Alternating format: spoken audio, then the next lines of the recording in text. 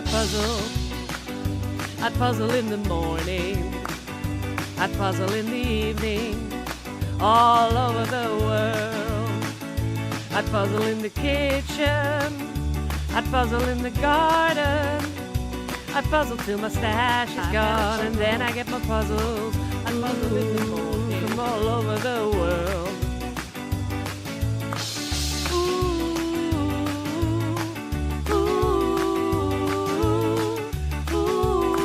International Puzzle Day is a day for all puzzlers. It brings us together all over the world.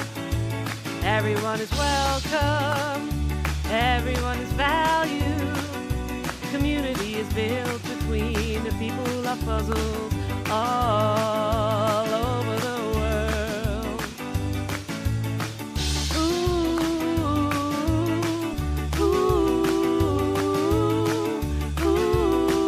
When I meet a puzzler, I know they are friendly. We puzzle together all over the world. A jigsaw in the morning, a jigsaw in the evening, a jigsaw as a pair, a team, a marathon, a relay, all over the world.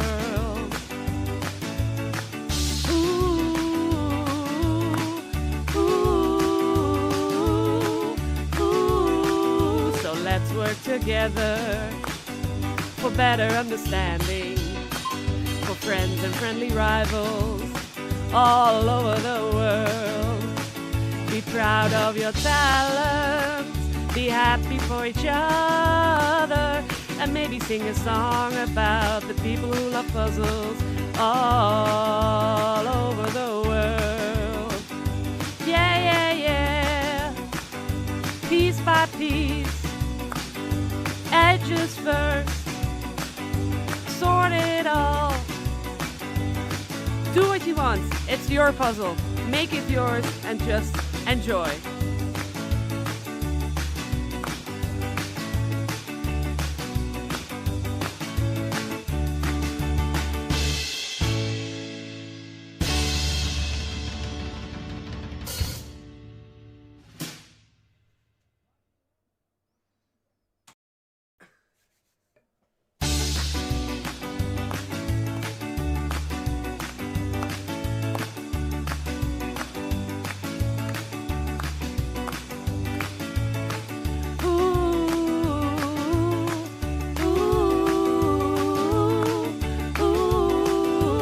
If I had a puzzle, I'd puzzle in the morning, I'd puzzle in the evening, all over the world.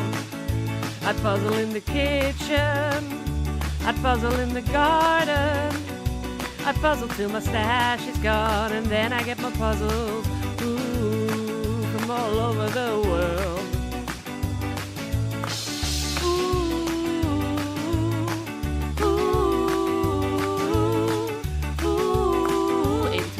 Puzzle Day is a day for all puzzlers. It brings us together all over the world. Everyone is welcome, everyone is valued. Community is built between the people who love puzzles all over the world.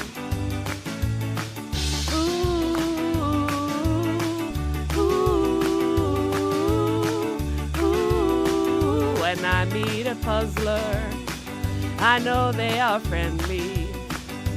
We puzzle together all over the world. A jigsaw in the morning, a jigsaw in the evening, a jigsaw as a pair, a team, a marathon, a relay, all over the world.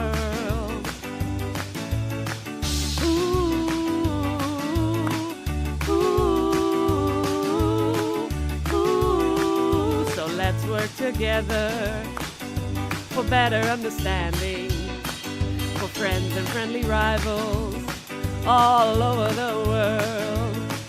Be proud of your talents, be happy for each other, and maybe sing a song about the people who love puzzles all over the world.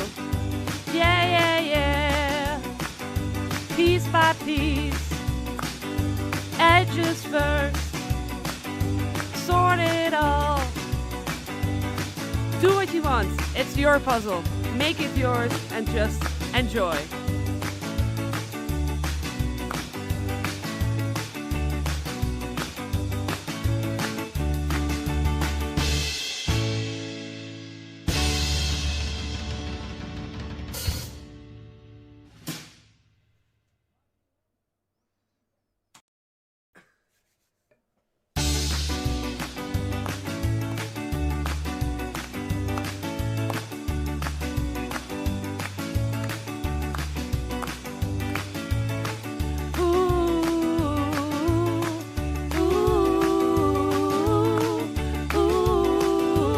If I had a puzzle, I'd puzzle in the morning, I'd puzzle in the evening, all over the world.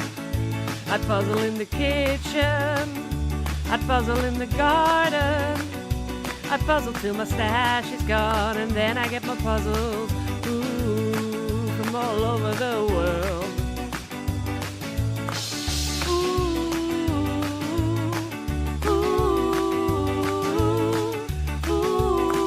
International Puzzle Day is a day for all puzzlers. It brings us together all over the world. Everyone is welcome, everyone is valued. Community is built between the people who love puzzles all over the world.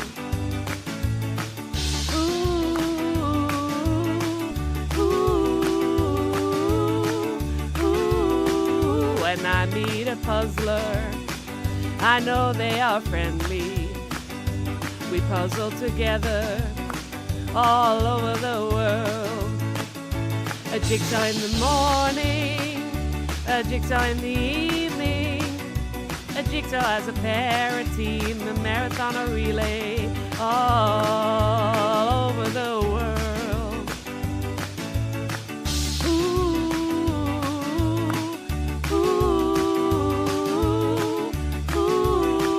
So let's work together for better understanding, for friends and friendly rivals all over the world. Be proud of your talents, be happy for each other, and maybe sing a song about the people who love puzzles all over the world.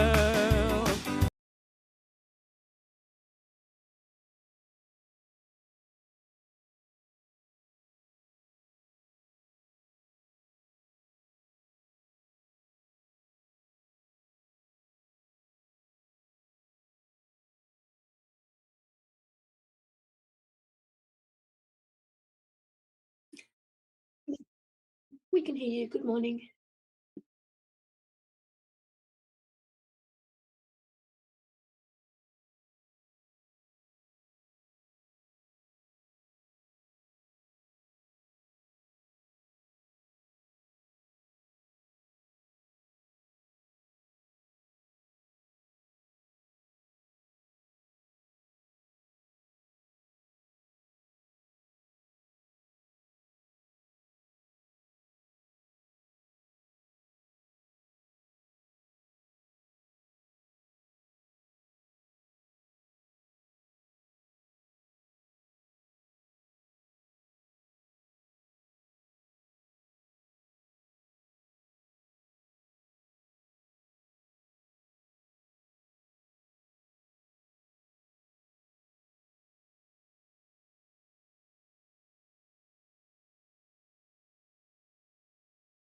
Has to be this one.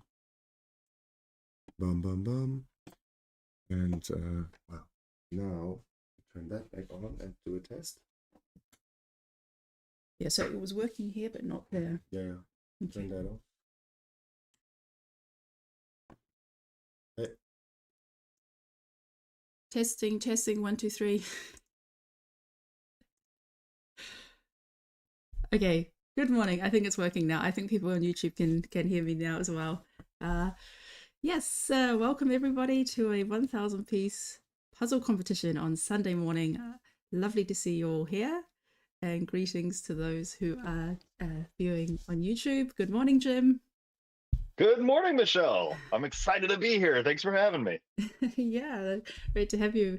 Yeah, we had a theme for today. It's called introvert or extrovert, and how does it have an influence on why you love puzzles and how you interact with the puzzle community?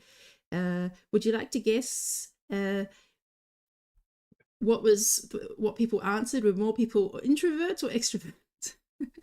I have a sneaking suspicion that the majority of folks tend to be indoor cats that really like puzzling. So I think there's a lot of introverts in there.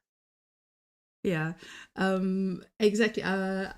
So we didn't have that many answered. We had 20 people answer, and I would say that like 17 to 18 said that they're an introvert, and maybe even more introverts were too introverted to answer the question. So I think it's very much swinging in the way of introverts. But yeah, which one are you? And do you think that impacts how you interact in the puzzle community? Oddly enough, I tend to think of myself as an introvert as a default, despite my very like boisterous personality whenever I'm doing commentary and stuff. I tend to recharge with a little bit of my own downtime. So puzzling is a really interesting overlap where you get to do something somewhat solitary on your own very often, but also with a large group of other people. Um, so it's a really cool overlap, and it's an opportunity for folks that don't usually like recharging around other people to still get that feeling. And I think the more that teams and pairs have taken off as well, people tend to like get a really big kick out of that. Yeah. Yeah, and I think it's also interesting to consider what is the definition of introvert or extrovert, because when I was younger, I always thought it was like, oh, if you're shy or less talkative, you're an introvert, and if you're, loud and social, you must be an extrovert. But then I later read a definition that says it's about how you recharge and how you gain energy, and I'm would say definitely in that respect that I'm an introvert because I really need when I've had a lot of time with, in my job or with customers or talking to people, I need quiet time. It's like I just need mental space to recharge. But on the other hand, when I'm around people, I gain a lot of energy and I feel really social. So yeah, I think there's a really good overlap between puzzling where you can be as introverted as you like, but you can also step out of that and get some be more extroverted. So yeah, I really like the answers that we received, so I'm going to mention them as we go through and do the introductions. The time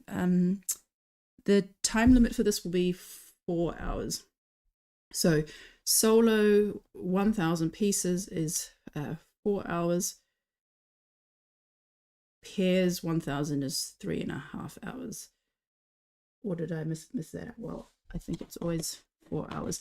Hang on, I will double check that. I think it's 4 hours. Yes, and Helen says the extroverts were too busy being outside to answer, so maybe that's the thing. that's most like the case. I think a lot of extroverts also get attracted to puzzling for that same for a very similar Venn diagram reason, where they still can do the recharging by being social and doing something that's active, without necessarily having to force themselves, I think, to feel quiet or have to not be around others. Because I know a lot of people do a lot of puzzling around others and get a huge kick of that out of that. And I think that's really wonderful that we get a good group of both the introverts and the extroverts, and we've finally found a game that will let the indoor cats go play with others in a really positive and cool way. Just while we're doing a quick setup here, can I get a quick hand waggle on the screen for folks that tend to lean a little more introvert? Okay, lovely hand waggles. Can I get a hand waggle for people that tend to lean a little more extrovert? All right. Can I get a hand waggle if you're an ambivert? Fantastic. And can I get a hand waggle if you just like waggling your hands every so often? Okay, all right. That's it. I know everybody is excited. I don't it's 10 a.m. where you're at, Michelle. I know a lot of people are tuning in from around the world to do some puzzling today. I know that several people in the states, including myself, are up at dark 30 in the morning. Some people may not have done a warm up puzzle, and so they're kind of coming in, and this is their warm up for the entire day. So I'm pretty jazzed to see what we're going to come up with. Okay, thanks for the question. I am clarifying that. So I did have a mistake. So pairs 1000 is 3 hours, solo 1000 is 3.5, and pairs mini marathon is 4 hours. So I just went and checked the previous competitions that we had with 1000 pieces, and that looks like that. So I'll just double check. The last solo 1000 we had was 114. I'm just going to check the results for 114. That was Happily Shops, and the time was 3.5 hours. Yes, so the email was correct. It was just my mistake. Okay, let's unwrap the puzzle. Oh, no, you're right. The timer says 2 hours. Oh, I just, in the timer website. Oh, okay, hang on. Let me see if I can change that. Yeah, I think just by default, because I've been doing so many solo 500-piece competitions recently, I just by default put 2 hours. You can.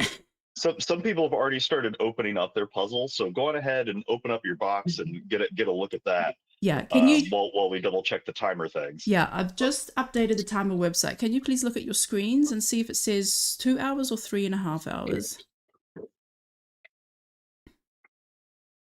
Okay, Anna Ruth thumbs up. Okay, so the screen now should now say 3.5. I'm just gonna. Yeah, I got 3.5 on mine. Yeah. Okay. Good. Yes. So please go ahead. Make sure the plastic is off. Sorry, I did so many International Puzzle Day competitions back to back within 24 hours. So I was just putting in 2 hours by default.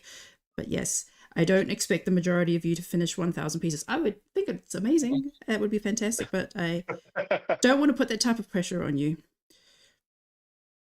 Nobody needs any more pressure than they already put on themselves. And I know the clock can be a lot for people, and I know that we're all excited to dive into this one.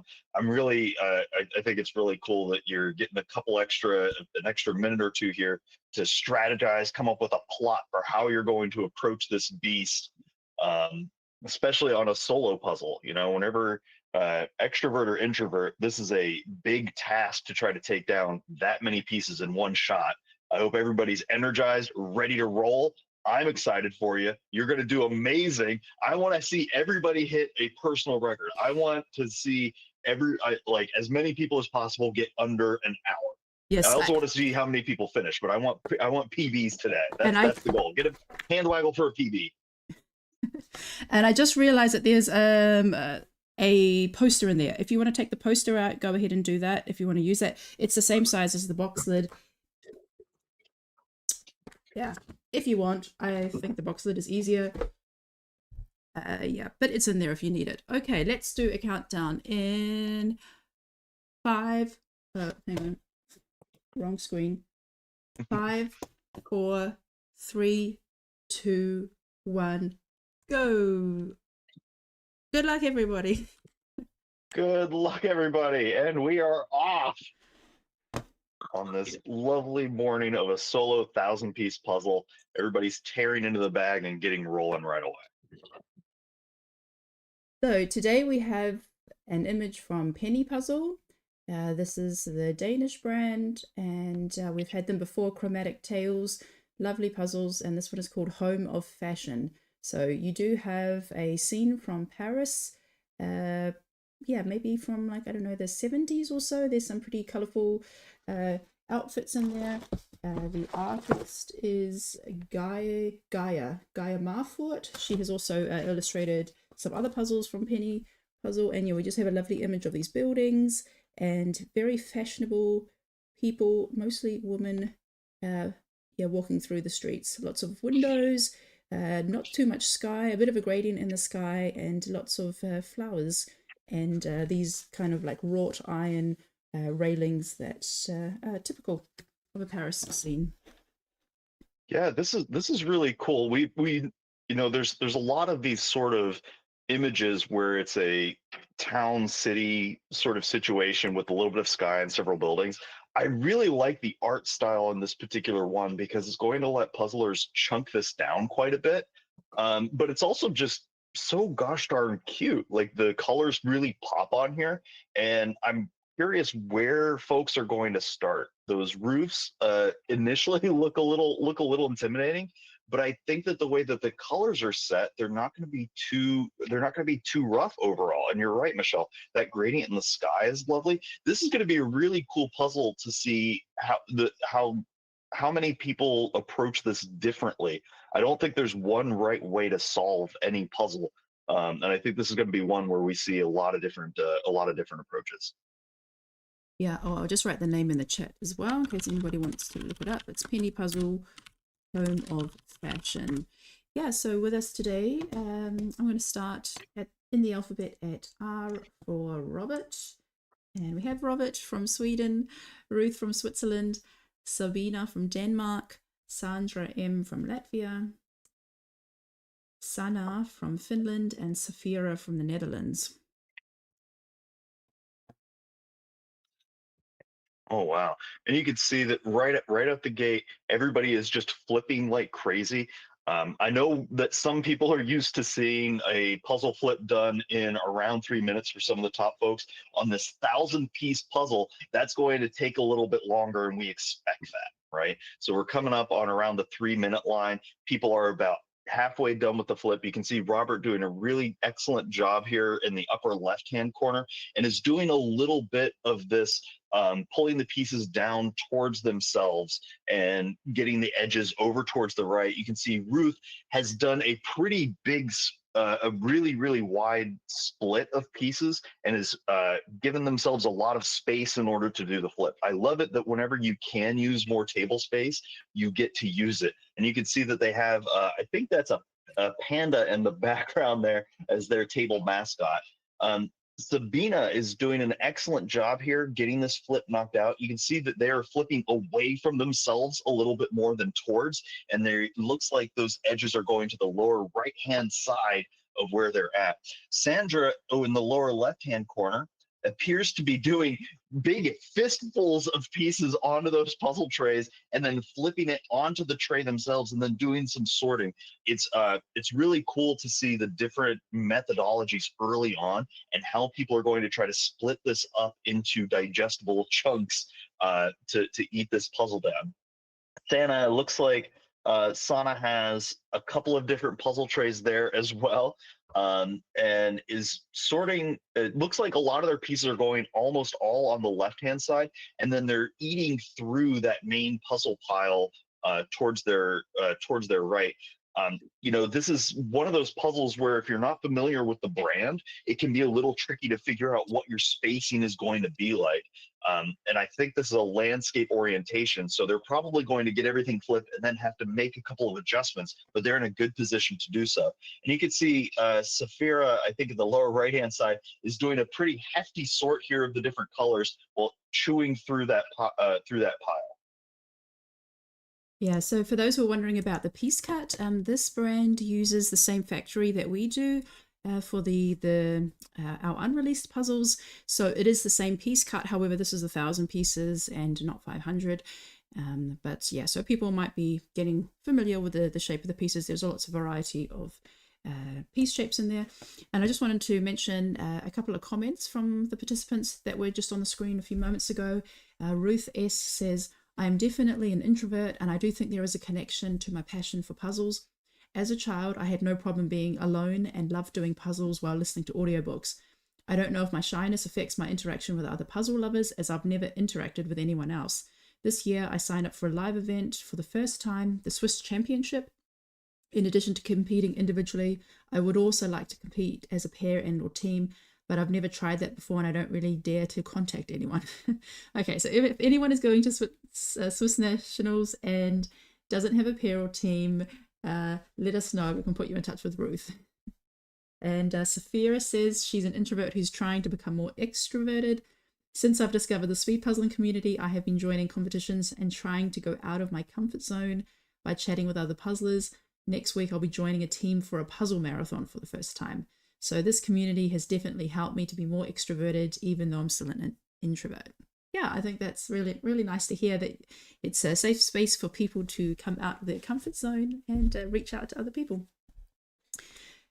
So on screen right now, we have Saaka from Czech Republic, Zaskia from Estonia, Simona from Germany, Smilla from Denmark, Susanna from Germany, and Tobias from Sweden.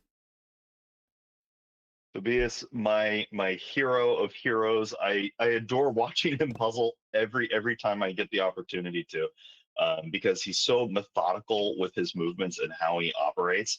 I know that the video is hitting a little bit of a lag on his screen, but he is just so precise, and you can see that he's using this rather hefty L or reverse 7 kind of setup for where his pieces are, but he's giving them as much space as possible. Nikita in the chat was mentioning that table space is a bit of a luxury, and that is 100% true. Sarka doing a great job finishing up their flip is going to be able to clock this in just over 7 minutes and then get started on their build. Saskia doing a great job here. You can see that they've pulled a lot of their edge pieces over towards their left-hand side. Puzzlers tend to have have a leaning for where they want to set their piles up, and that's it's fun to see. Simone is doing a really slick job here, and you can see that they have multiple trays that they're sorting onto. Some of them have the white side up, and some have the black side up, and hopefully that helps make some of those colors pop just a little bit.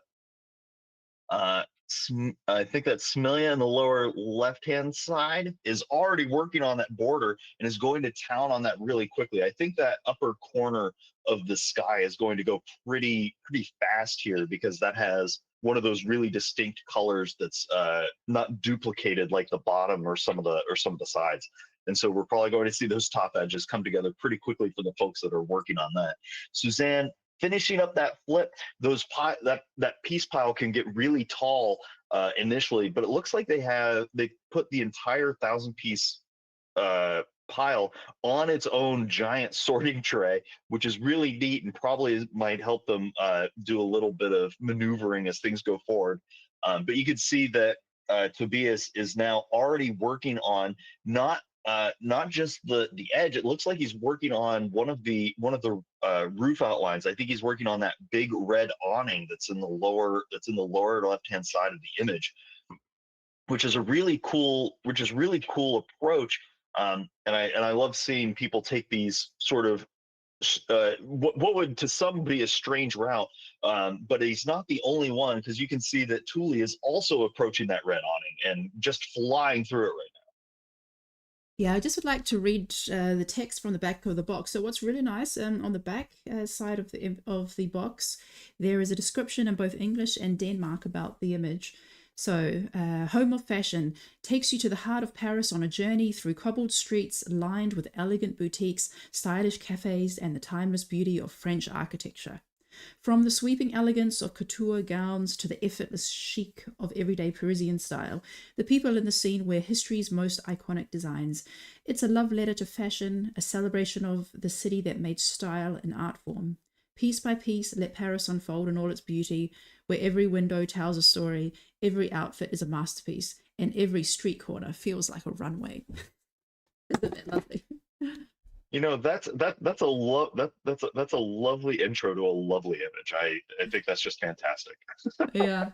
It's so delightful that they also made an effort to just explain a few more of the details and what they were kind of what the artist and the manufacturer were hoping to portray and share with the puzzlers.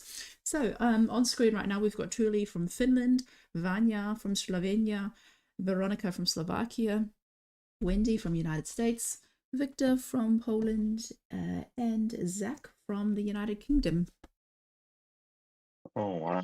And you can see now that we're coming up on close to the 11-minute line, a lot of folks are wrapped up with their flip and they're starting their initial projects. You can see Tulia has that red awning worked out and is now doing a little bit of sorting. I think they have already pulled their edges off to one side, but they're now sorting out some additional colors. I think those light blues, that sort of bright green in the lower right-hand corner is gonna be the next target here. Vanya is doing a really slick job getting going on that border. You can see that they've already separated all of those edges from the rest of the pile. Veronica driving in on that border. I don't know how familiar some folks are with this brand, so you can see that they've set up this big landscape landing strip with the pieces with the piece pile wrapped all the way around it, and hopefully that'll give them some easy access to pieces as they go forward.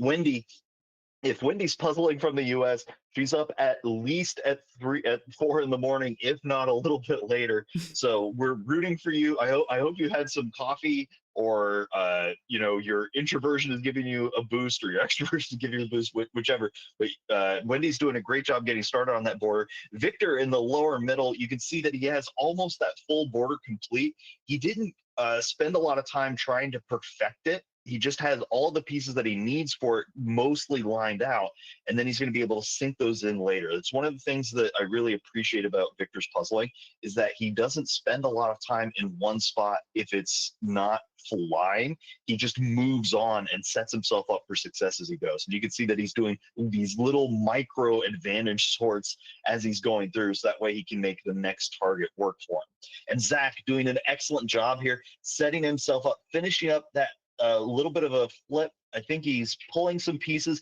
and he already has that red awning separated as well. So hopefully he's going to be able to zipper through that pretty quickly. Yeah, and I noticed that Zach has got some hexagonal stacking trays behind his image. So Zach, don't forget that they're there, because when they're behind the box, because sometimes I've put some trays of puzzle pieces off to the side, and then at some point I'm like, I feel like I'm missing some pieces. Oh, and there's another tray under that tray. Yes, but making the most of the space that he has and doing a good job there. Yeah, I'd like to share what Tuli wrote about the topic of introvert or extrovert, and also the viewers. You can also answer this question. Are you an introvert or extrovert, and how does it have an impact on why you love puzzling and how you interact with the community? So Tuli says, I'm an introvert. In any case, this supports my puzzling because evenings and weekends usually don't include social happenings, so I have time to puzzle. On the other hand, I have to admit that sometimes it would be nice if puzzle friends lived closer and I could occasionally do puzzles together. Yeah, that said, puzzle community has made me realize that I'm more extroverted in English than in my native language, Finnish. That's part of why I love the community. It's international. It feels easier to approach people. And I think that's a really interesting point, that sometimes we have different personalities in different languages. Like I find I have different facial expressions, and like I have different gestures and things when I'm speaking Deutsch compared to where I'm in English. So it's interesting that Tuli feels more extroverted in English. Yeah, maybe somebody else has a similar experience. And Victor says he's introverted, but just very talkative. I'll just switch up the screens and then I'll read his reply. 100% introvert, it's just that I'm talkative. It deeply influenced the way my interactions with puzzle community looked like back in the day. During the first Worlds, I was too nervous to talk to anyone aside from Natalia and Chiara. If it wasn't for the fact that people knew me from EJJ's, myspeedpuzzling.com and Instagram, I'd just stand in the corner alone, avoiding people entirely. Thanks to people who are way more extroverted than me, I was able to talk to many. I'm truly thankful to all of them, especially during the first year. For the love of puzzles, I don't know if it has been a huge factor. I have always been okay with doing things either alone or with friends, which I didn't have too many of. And I also grew up with puzzles because of my family's efforts to find something stimulating and interesting for a kid like me to do. Right now, my puzzle life revolves around speed puzzling almost entirely, but I genuinely enjoy them, and I would still puzzle even without the speed aspect of it. Wow, thanks for sharing, Victor. So I've switched up the screens again. So now we are at the top of the alphabet. We're with double A for Aaron from the UK, Alexandra from Switzerland, so Alexandra B from Switzerland, Alexandra M from Austria, Anna S from Slovenia, Anna L from Germany, and Anna R from Finland. And Oh, I was just going to say, as we cross the 16-minute line, we can see a lot of different strategies coming into play here. You can see Anna R in the lower right-hand corner has done a lot of the border and is working on that bottom edge and has the pieces completely encasing that build field. And it's a really tight setup, and it's so fun to see. It almost looks kind of like a person's hair around a head. It looks a little like Princess Leia with the buns on the side, which is kind of fun.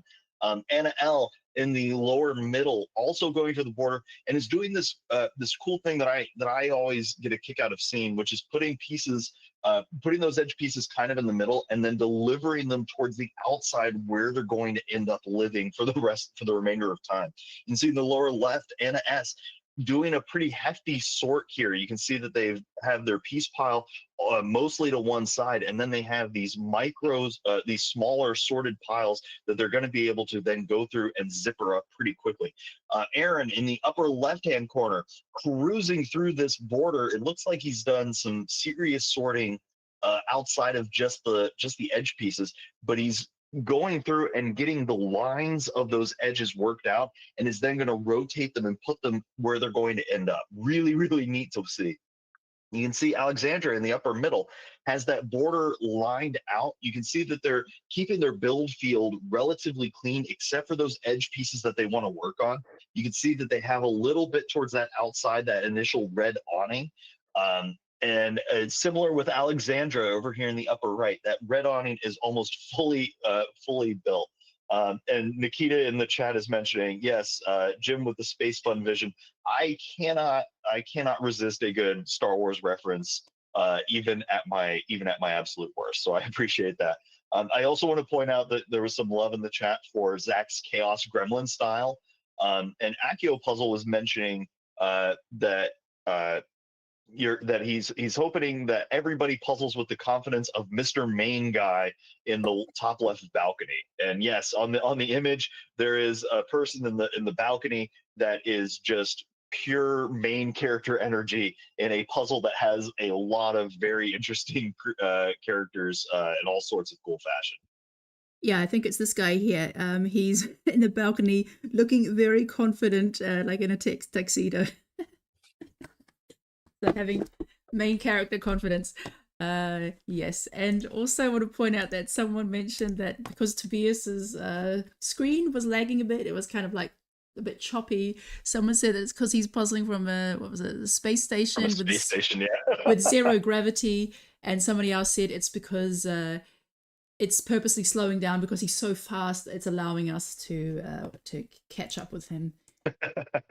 That seems about right. Yeah. Unfortunately, Enemy's screen is going from light to dark very quickly. Not sure what's happening there. But up now we have Anna Stoll from the Netherlands. So she's an up-and-coming speed puzzler who's been doing really well in recent competitions. We have Anami from Switzerland, Anna Roos from Netherlands, Arya from Indonesia, Bente from Norway, and Cameron from Canada. So Enemy and the unicorns are having their own disco party. Yeah, I wonder if that's the lighting that's actually there, or if it's just the camera. I'm hoping it's just the camera. From the way that they're moving, it doesn't seem to be too distracting. So I think it's just on our end right now. But you can see Anime has a lot of that border built out. It's interesting to see that they're on this table that has sort of this glass or glass pane center with that wooden chunks on the outside. Those sorts of differences in color whenever you're operating can be pretty tricky, but Anime seems to be doing a really good job of keeping it under control and keeping on moving. Somebody's mentioning in the chat, I think it's Nikita, that Anime's camera is having a rave party, new challenge puzzle with a strobe light. I don't recommend that, but if you want to, by all means. You can see in the lower right-hand corner, Cameron M has that full border built and that red awning. For those of you playing at home, most 1,000-piece puzzles, whenever you have the whole border, it's about 126 pieces. So you're already about 12% of the way done as at bare minimum once you get that full border as we cross the 21-minute line. And you can see Cameron is doing a great job, already has that awning and I think some of that sky in the upper right-hand corner built out. You can see this Bente, yeah, Bente in the lower middle is doing this is doing a little bit more of a scattered island build. I wouldn't quite say this is chaos building because they're working on chunks of the border in place. They're not doing it within this within the pile itself. But they are starting to get some really good headway, chugging through a lot of that border to get it lined out. Arya is doing a great job as well, and you can see Amarus making those sorted piles work for her and getting going really well. Yeah, Nikita says it's a new challenge is to puzzle with a strobe light. A new puzzle challenge. I had to minimize Anami's screen. It was a bit too distracting for me. Yes, but interesting. Anami says she's one of the few people that actually says she's an extrovert. I'm normally extroverted, and I think this helps a lot when being part of a community in general. I try to make it easier to join the puzzle community for introverts as I approach them in a way that they might not be able to do themselves. I hope this helps. I don't think it has an impact on why I love puzzles because I also like puzzling by myself. So I'm just gonna add some more people to the screen. But yeah, Everett looking really good at 22 minutes. Yeah. Whenever we have a smaller field, I sometimes like this wide overview shot so we can see where everybody is at and how they're approaching this. It's so cool to see the different strategies that people are taking. I on these 1,000-piece puzzles, every movement you make starts compounding pretty dramatically, right? If you're used to doing a quick sort pile and then you can zipper through, it can feel like it's taking forever on these 1,000-piece puzzles because there's so much more to do of it. And then in the late game, you do a huge amount of catch up, right? And then sort of vice versa. You can have this initial burst of really, really great progress, and then it grinds to a halt as you hit some of those more difficult sections that aren't super clear. So you have to be able to fight your way through that process as well. Yeah, and for those that didn't notice, Jim is now wearing his Tobias number one fan hat. Oh, Tobias! Next is getting one of those giant foam fingers. Yeah, and one thing I really like about this puzzle is, it's a Paris scene, and I think we've all done like at least 20 Paris puzzles, but here the dominating feature is not the Eiffel Tower. It's just like the small thing off to the side, and they also show some other buildings that we don't usually see on puzzles. And if you've been to Paris, these are places that you have most likely been to, like it was 15 years ago that I was in Paris, so I don't remember the name, but I remember walking up the hill to this very imposing church and also going up to these, I think both of them are churches, but one of them has more like a dome-like features on the top and the other one has a lot of archways. So it's bringing in some other elements of Paris and not saying, oh, here's Paris, smack, there's your Eiffel Tower. Oh, and there happens to be some cafes there at the same time. It's like, it kind of puts a different spin on it. So I appreciate that the artist Gaia Marford bringing us a different perspective. So on screen right now, we've got Carolyn from Germany, Columbine from Switzerland, Dora from Switzerland, Elena from Finland, Eliza from Estonia, and Emanuela from Romania. You could see that Carolyn S in the upper left-hand corner there really wants to do a great job on this. There's a lot of puzzlers that sit the whole time. There's puzzlers that stand the whole time. Carolyn is one of those puzzlers that is standing and is being really aggressive on grabbing pieces out of the pile, delivering them, and then trying to build it out as quickly as possible. Carolyn is on pace to do a really good job here, and you can see that she's being very active. Columbine has a lot of those edge pieces built out towards the bottom. It looks like they're doing a pretty hefty sort towards the left and the right. And I like to see how that's developing. You can see that those darker pieces are sort of very, very quickly diffusing their way off to one side. And they're kind of setting themselves up to do this elaborate rotation and place right into spot. Dora is getting some love in the chat from Nikita. Dora in the upper right-hand corner has that awning built out. Let's go, Dora. I am hyped for you. You are doing great right now. And I know that those tables can be a little awkward, but Dora standing up, getting a couple extra pieces in their hands. Go, go, go. Alina is doing a great job. Has almost that full border built. Has that green. Has a lot of that green awning that's in the lower right-hand corner already built out. It may not be placed perfectly, but that's okay because early on the idea is to just get the chunks built as quickly as you can, and then worry about the placement as you go. So whenever you need it, then you can shift it around. That's a really slick way to keep yourself moving without getting bogged down in a perfect placement if you're not quite ready for that setup yet. Alina in the lower middle almost has that border squared away. You can see that there is some sharks. Oh no, Alina is swimming with the sharkies here. Oh, it's Or sorry, Elisa. Elisa with the Apologies. sharks, yeah. Yeah, Elisa with the sharks. I think I got so nervous seeing the fins that I read the name wrong. But they almost have that border built out. You can see that they've done a little bit of sort for that red awning, and I think the green one as well underneath. So they are setting themselves up for success down the line. And Emanuela has that top sky that looks like they targeted that balloon early, and now they're working on the rest of that red awning. It's so cool to see how much space that they have. They have 4 different sorting trays, and so they have a lot of those greens and sort of blue greens on one tray. They have some more of the reds on another, and hopefully that's going to give them a little bit of time to save on the other end as they continue on.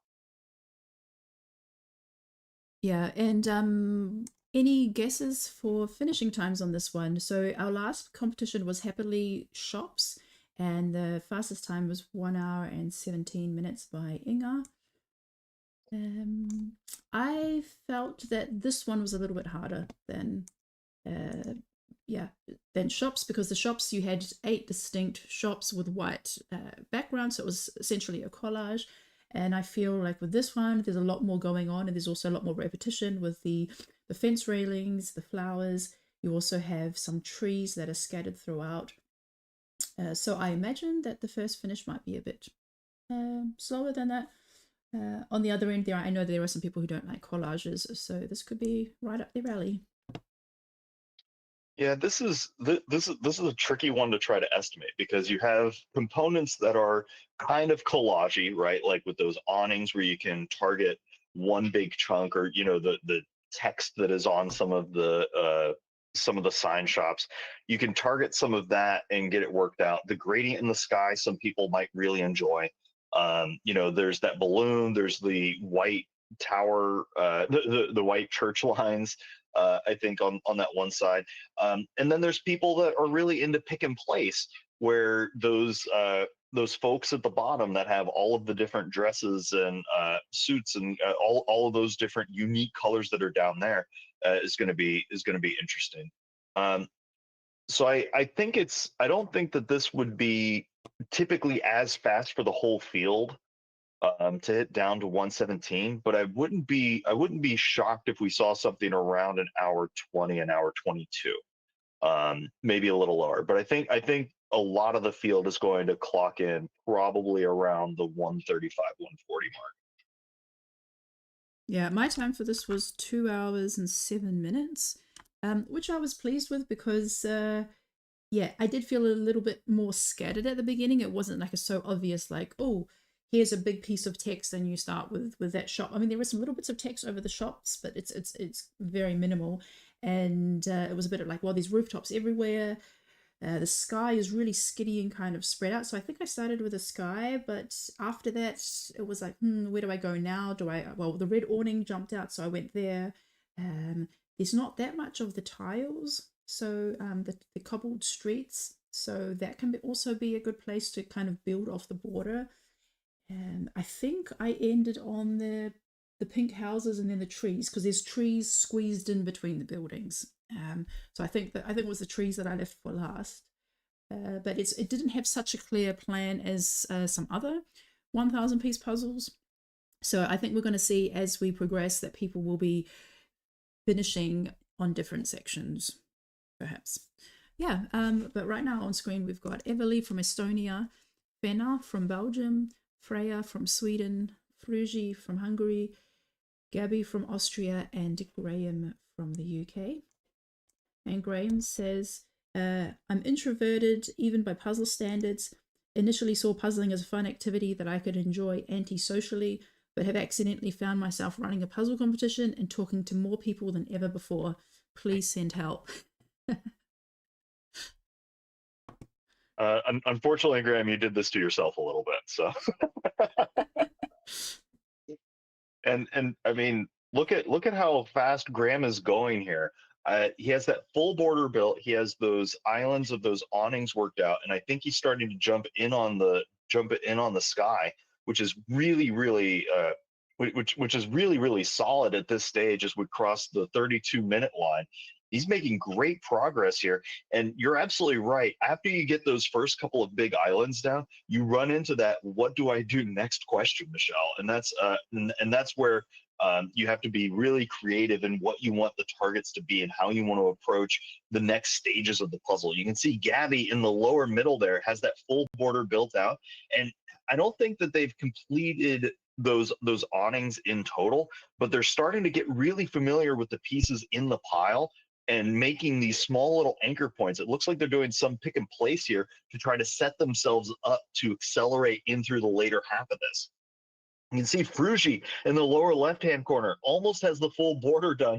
You can see that those couple of pieces that they don't have locked in aren't slowing her down at all. And I always love seeing that whenever puzzlers are able to move on from projects and keep getting pieces in without necessarily going full completion if they don't need it. Because you can burn a lot of time trying to get just one extra piece in to finish the line out. But it's often easier to just go, okay, let me move on to the next thing. And whenever I spot that last piece, I'll sink it in. So Frushi's doing a great job, has that red awning, almost the full border, and did a lot of the sky in the upper right-hand corner as well. You can see that Avely in the upper left-hand corner going almost neck and neck with Fruji, even though their puzzle isn't quite as isn't formatted the same. They don't have the build field set up the same. They almost have that border complete in the awning as well. You'd see that they have their poster out and that box top is looking solid. And so now comes that harder part of what do I approach moving forward.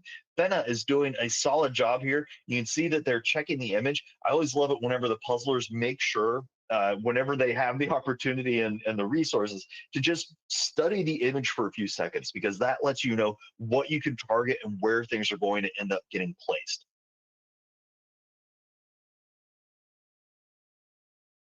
I've talked to a lot of puzzlers who say that for a very long time they avoided using the image because it feels like cheating in relaxed or hangout puzzling as opposed to speed puzzling, where if you're allowed to have the cheat sheet there, yeah, by all means use it, because that's going to help you understand what you're looking at a little bit quicker.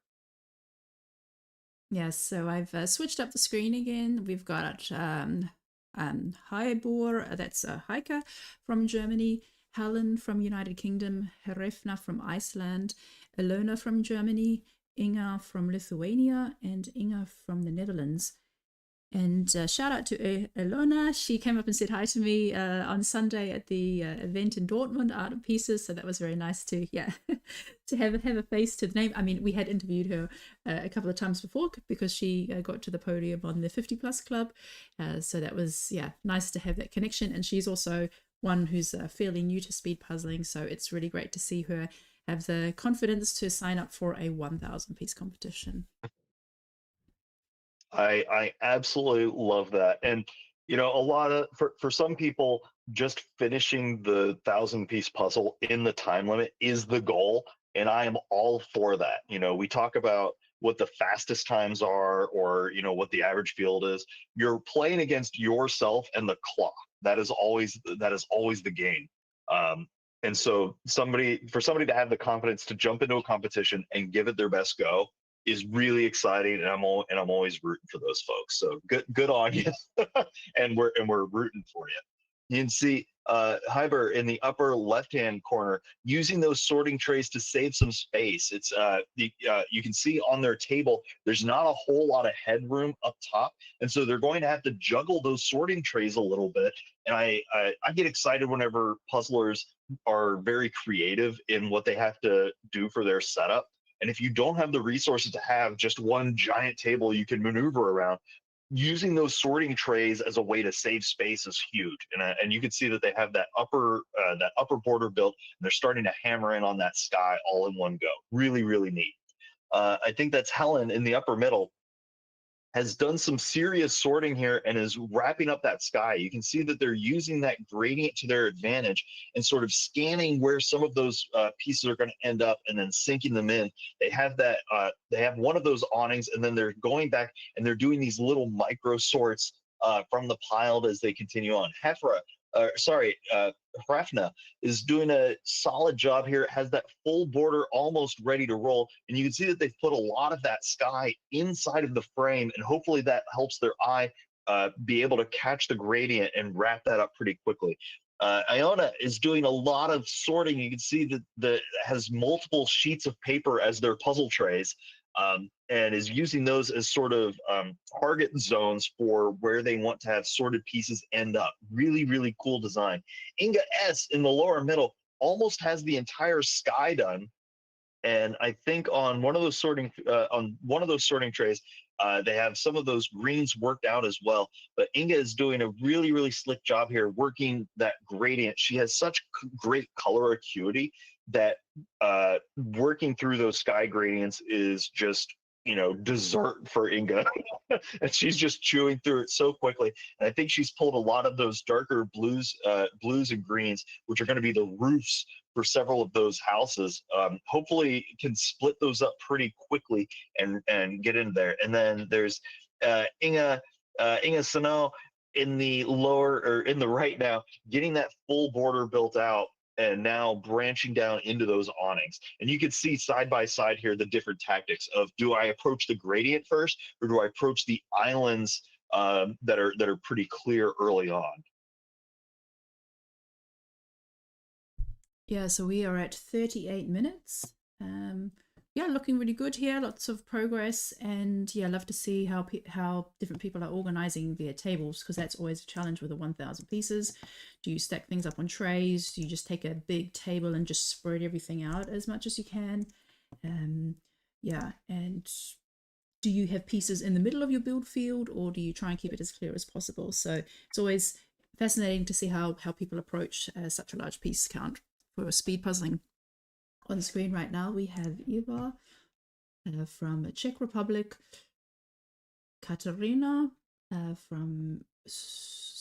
Katarina from Germany, and then Jana from Slovakia, Jenny from Finland, Jessica from Germany, and Jukka from Finland. And I always love the overhead view of Jukka with his trays. And they appear to be paper trays, but I'm always impressed that they hold up so well, because I imagine if I was handling the paper trays a lot, that they would get bent and crooked. And but I wonder if this is the same set of trays that he's been using since he started the EJJ, or if he has to replace them like every few months. Oh man, I really love Yuka's sort here in the lower right hand corner. Look at how tight and specific those groups are. It's not just a case of, oh, I'm going to get all of the things that are blue. You can see that they went for the darkest blue in some spots, or the lightest green, or the deepest reds. They were so specific and so tight that those sorted piles are very, very small. That's the advantage of a really good sort, is that you can get super specific inside of there and then zipper through. If you sort out 50 pieces and then you have to make a secondary sort and whittle that down to 25, you're adding an extra touch every time you go into the pieces. So being really specific up front saves you time down the line if you're going to go into doing a lot of sorting. You can see Eva in the upper left-hand corner blazing through that sky gradient, almost has the full skyline wrapped up at this stage as we come up on the 41-minute line. You can see Jenny in the lower left-hand corner has the full border built out, has a lot of that sky gradient almost down to the skyline already set. You can see that they've put a lot of pieces on that on that sorting tray, and then they're pulling them off of the tray and into where they're going to go. I think they might be working on some of the people in the cobblestones, and they're doing a little bit of pick and place down in there just to get those, just to make little islands of those of the clothing, so that way they can build out from there. Really, really slick tactic at this stage. You can see Jay Katarina in the upper middle is working from the bottom upwards. They have that full bottom built out, and then they are working up through the cobblestones. They also have some sorted information on the left-hand side where they have those green and red awnings. They've put that on the same zone. I really like that tactic where they're saying, hey, these are the big projects. I'm putting them over here for the moment, but then I'm going to make this cobblestone zone my main target, and I'm going to work my way up from that. Really cool to see. Yana in the upper right-hand corner, you can see that they've gone full border and skyline, and then they're going to keep building in from there.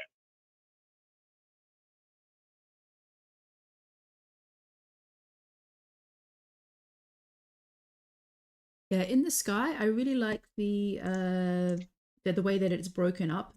So you do have this gradient going across the whole sky. So in the top left, it's more like a dark bluish purple color, and in the top right, it's a more reddish and orange. But it's also broken up with this hot air balloon, which is really pretty, some birds, and of course the different rooftops. So the skyline is very interesting. You've got some chimneys, you've got some church steeples, and then of course the Eiffel Tower and some different features of the buildings. So I really like how this image also shows some of the other architecture of Paris. Yeah. I'm going to be curious to see if some of the puzzlers end up approaching the middle stages of this by actually targeting some of those trees and building out the island zones with that. Because those buildings are really hefty and huge, and if you can break down into a smaller, more discrete chunk of the image, that might give you a good foothold to move forward. So I wonder if some of those green trees would prove a decent target. It's never a certainty because everybody sees things a little bit differently. And I know, Michelle, you kind of closed in that zone, but I wonder if flipping that, if we'll see anybody do that.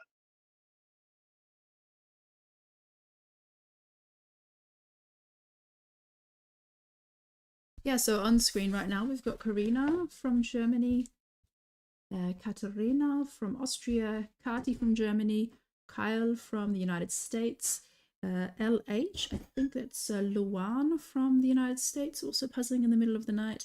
And then we have Lenka from Slovakia. Oh, and Lenka has done multiple sections, looking really fantastic there.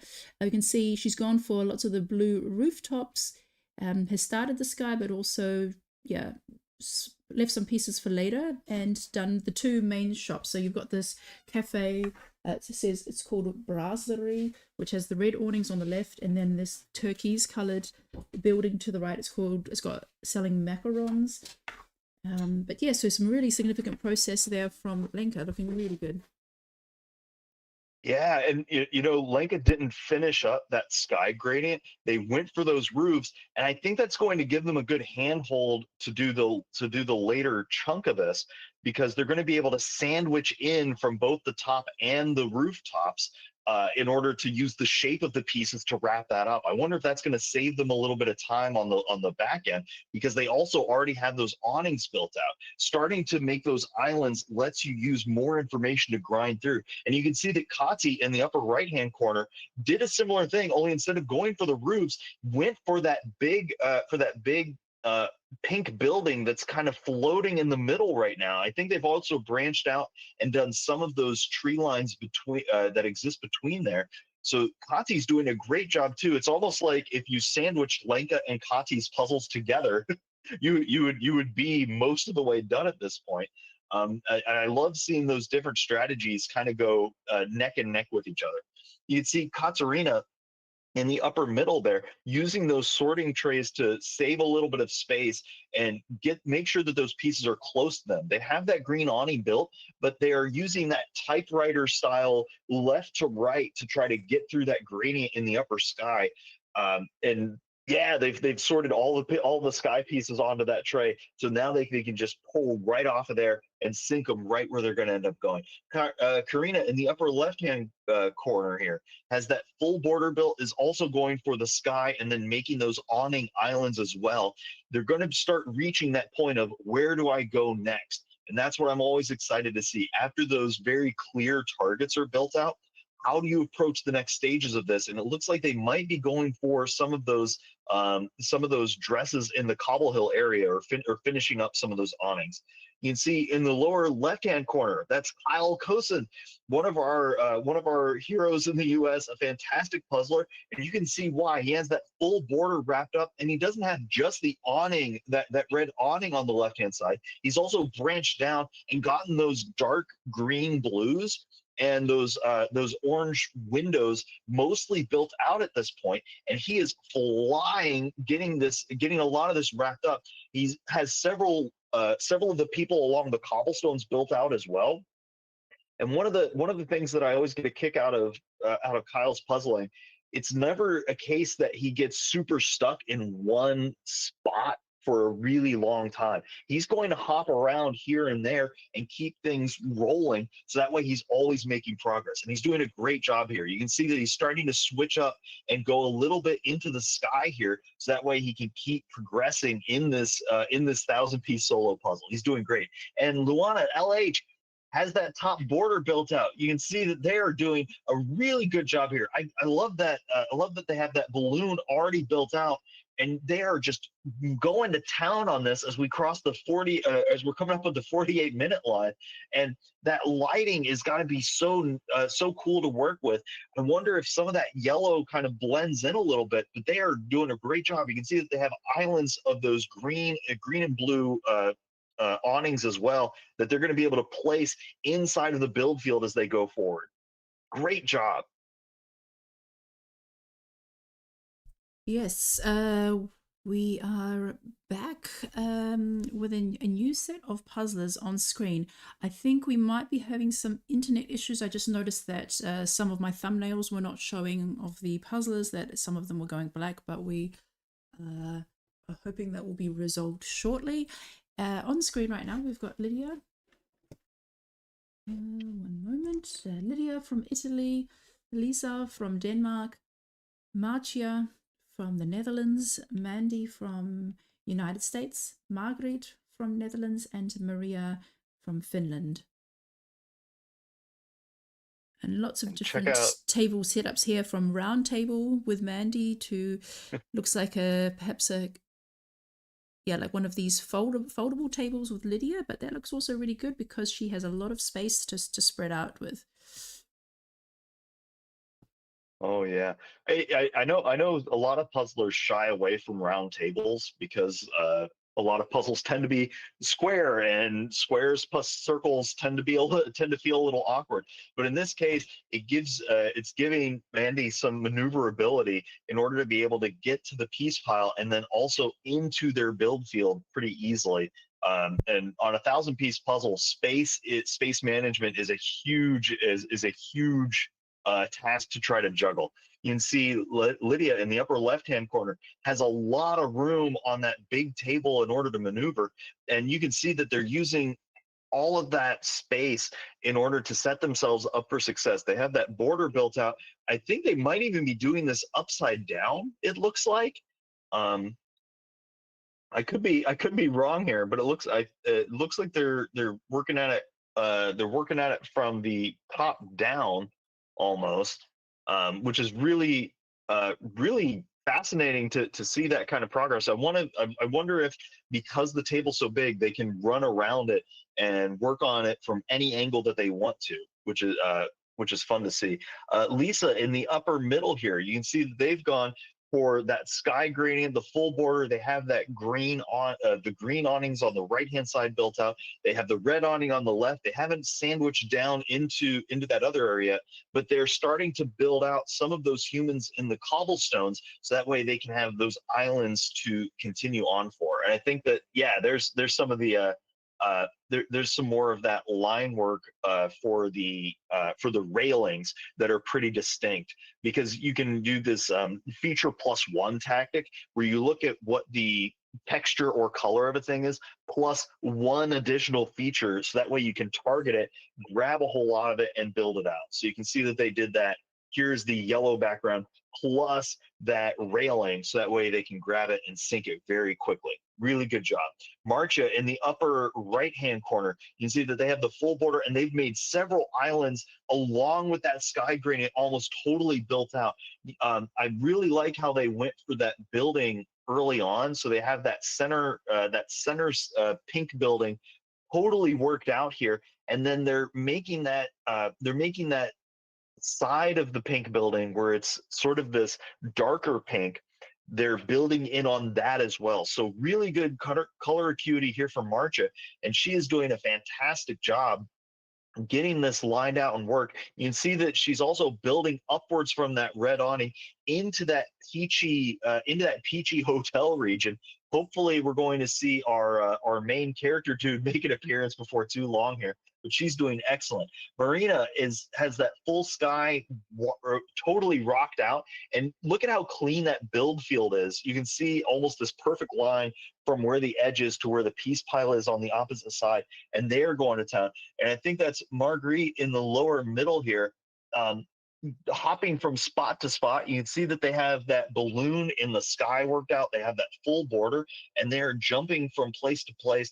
I always like seeing these little, these additional micro advantages that puzzlers make in the mid game, where they've sorted out some more of that sky little by little above where it's going to end up. That makes it where she can just pull it right down and place it where it's going to go when she gets around to that stage. Yeah, so we just have Rachel joining us in the YouTube chat. She was actually supposed to participate in this competition, but when she realized she wouldn't be able to due to other commitments, she already did this a few days ago. And she says, I really enjoyed the design of the puzzle, but it was one of the harder 1,000 pieces I've done. In general, the sorting was harder as there were similar colors across different areas of the puzzle. So that's true. So for example, like the blue rooftops, there's multiple rooftops all with windows, and I remember that was also a bit more tricky to differentiate which building, which blue belonged to which building. She also says, the repetition of the windows and the buildings and the blue roofs made those sections trickier, but great image and piece quality, and she enjoys the brand. So I'm going to... Fantastic. Well, congrats on your run the other day, Rachel. That's great.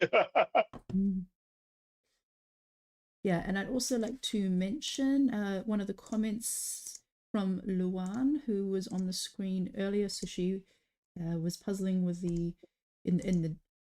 it's night where she is at the moment, and she had some like fairy lights and a big lamp. But she said she's an introvert. I definitely think that it has an impact because doing puzzles is how I reset after too much peopling. even when I do speed puzzling or casual puzzling with others, if there is silence, people are comfortable with it. And I think that's also a really great idea, is that that having silence when you're doing a puzzle with other people is not awkward. It just means you're really focused and you're enjoying the puzzle. So it's not like, oh, there's awkward silence because nobody said anything for 3 minutes. It's just like, we've got our tasks, and there's always the puzzle to focus on. So on screen right now, we've got Maria TV from Sweden, Marina from Sweden, Matthias from Germany, Moisia from Slovenia, Muni from Germany, and Nadia from Indonesia. As we're coming up on the 55-minute line, I know a lot of these puzzlers are starting to feel that puzzle fatigue, and if anything, it's been going on for a little while now.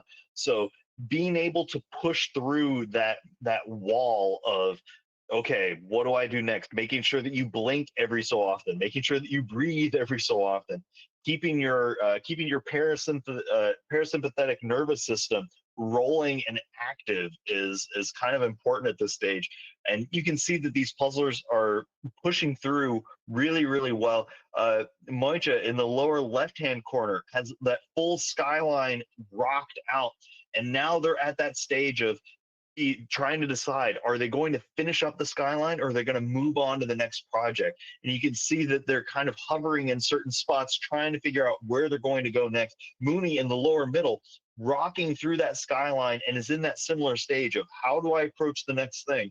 And this is often where, if you take just a few seconds, study the image for a moment, that can give you a hint as to where you want to go and how you want to approach the next stages of things. You can see in the upper right-hand corner, Mateus has these green sorting trays. That's a color that I'm not used to seeing on any of the sorting zones, but hopefully it helps make some of those colors pop for him and makes it really clear where things are supposed to end up.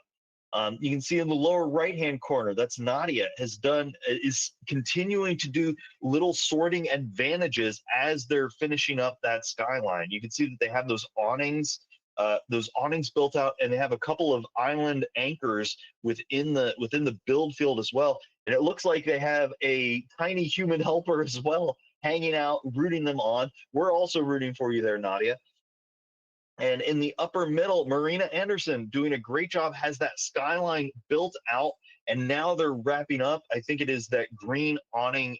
They have that lower right-hand corner, that bright green awning situation already worked out, and so now they're trying to figure out where they're going to go next. You could try to finish up the border at this point. This is one of those situations where you take a good hard look at what the image is and what your skill set is and what you've already set yourself up for success. Sometimes as you look through the pile, you start to notice different colors jumping out to you, or you start to notice, hey, let me target this one specific thing. And then that's going to let you progress further. And you can see Marina Anderson did a quick pull of pieces and then drop them into the middle and is going to zipper them through.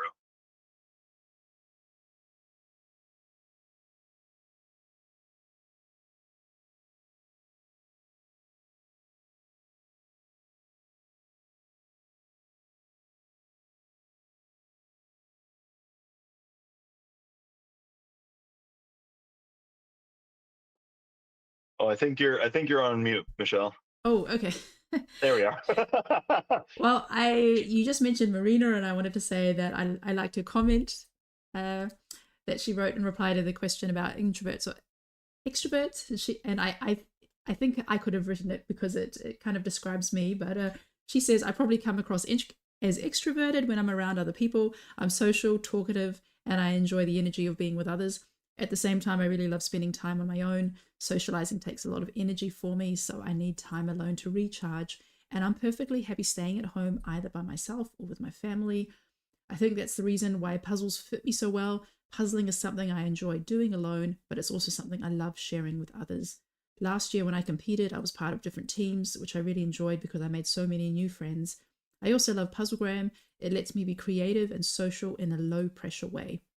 The puzzle community feels like a perfect balance for me, social and energetic when we're together, but calm and recharging when I need space.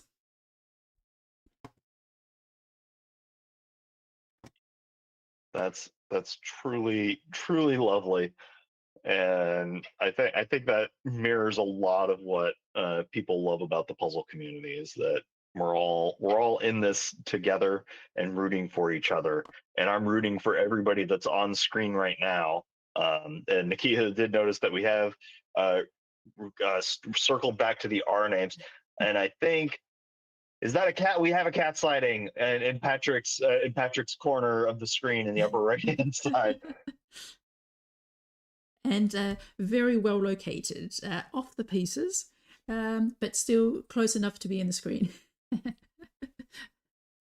Yes, maybe as long as the cat's not on the pieces that Patrick needs at this moment. But yes, we are at the end of the alphabet. We started R for Robert, and we have 3 more people to introduce. We've got Nina from Austria, Nora from Finland, and Patrick from Switzerland. and look at Nina. I'm really interested by those particular sorting trays. You can see that they're kind of tilted a little bit with an open edge on the bottom, so that way they're not going to be. It doesn't. It looks like they're able to be angled somewhat, that can save a little bit of space, but also slide off nice and easy and give yourself some a good angle to be able to view those pieces. Sometimes people forget that if you're standing straight up and all the pieces are flat, you can get glare. You can get sort of an awkward color overlap, or sort of that magic eye situation. So that's a really interesting tray to see, and I hope it makes life a little bit easier for them. And you can see that it does seem to be helping, because they have several islands of those people in the cobblestones already worked out. They have that skyline sandwiched in. So now they just have that middle section with those buildings already ready to be set up. Nura, doing an excellent job here, is branched down from those green awnings on the right down into the cobblestones. Same thing on the left-hand side. They're doing a really, really solid job here as we're crossing the hour and 2-minute line. And Patrick Iniger, surrounded by felines, but not but not surrounded by slowness, is doing a great job here. He's speeding through these little island chunks that are all around. You can see that he's built those some of those railing lines that are going to be on those hotels, and they can then use the shape of the pieces to sandwich in those the rest of those not the rest of the edges, apologies. He can sandwich in the rest of that zone between those awnings and those railings, which is going to be a really good process to continue on with. Yeah, looking really good. I really like how he's got these big chunks of buildings sorted out and the railings. So I just wanted to make a little party because we have Anime with her strobe lights. Let's see if it's still going. Oh, okay. It seems to be fixed now. Oh. I was gonna bust out my one-man dubstep, but I suppose maybe another day. Yeah, and then we also had Matthias with his camera that was zooming in and out and in and out. And then Tobias, who had his like slow motion like disco going on. So let me just double check how Matthias is at this stage. Okay, well now his screen has turned off. Okay, but if I had done it some minutes ago, maybe we Anime, Tobias and Matthias could have had a puzzle rave, an on-screen rave, a puzzle rave going on. Okay, let's check out our front runners. I'm gonna check out how Victor is going on. Yeah, let's also check in with Lenka and Inga.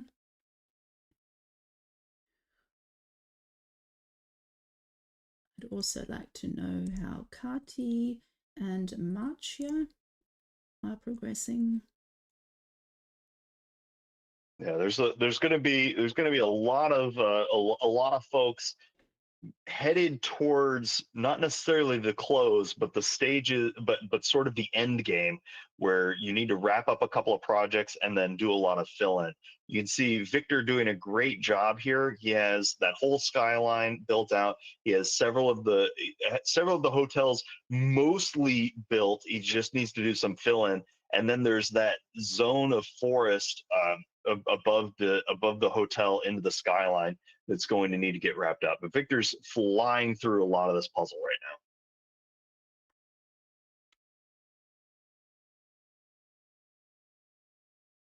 Yeah, Nikita is saying, "Wow, Victor! Wow, absolutely! Victor is one of the strongest is one of the strongest puzzlers in the world, and you can see why.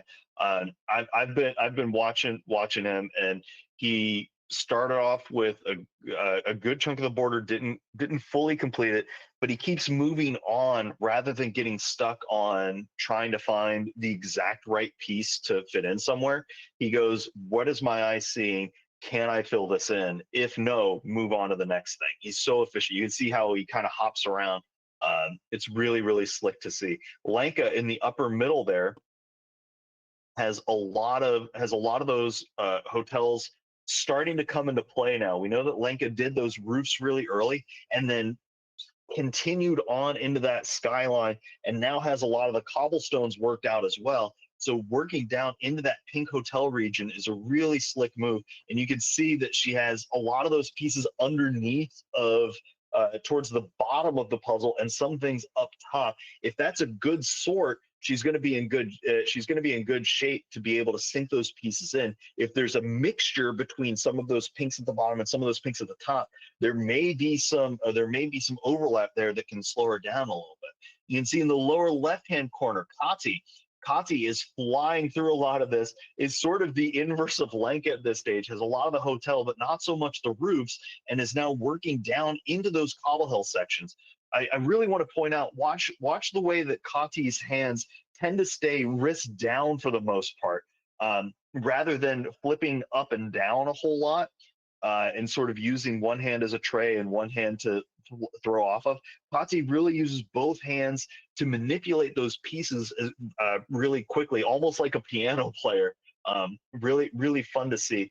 Marcha in the upper right-hand corner is flying right now. You can see that she has that entire skyline worked out. That building on the left-hand side, almost completely done. Our hero main character has made his appearance and is standing proud on Marcha's puzzle. And so Marcha is going to have some fill-in in that cobblestone area. But she has that far right section in order to wrap up here, that yellow building, which is a little squirrely, I think, because it's a wider area of similar color things without a lot of distinction. Kyle Cosin in the lower left-hand corner, jumping into that sky, trying to finish up some of that gradient, and I think he's working on those roof lines, doing a great job. Freya has full border complete, and look at that cobblestone finish out, already squared away, and is now moving on to those hotels. Carolyn in the lower right-hand corner doing some sorting to deliver into the puzzle.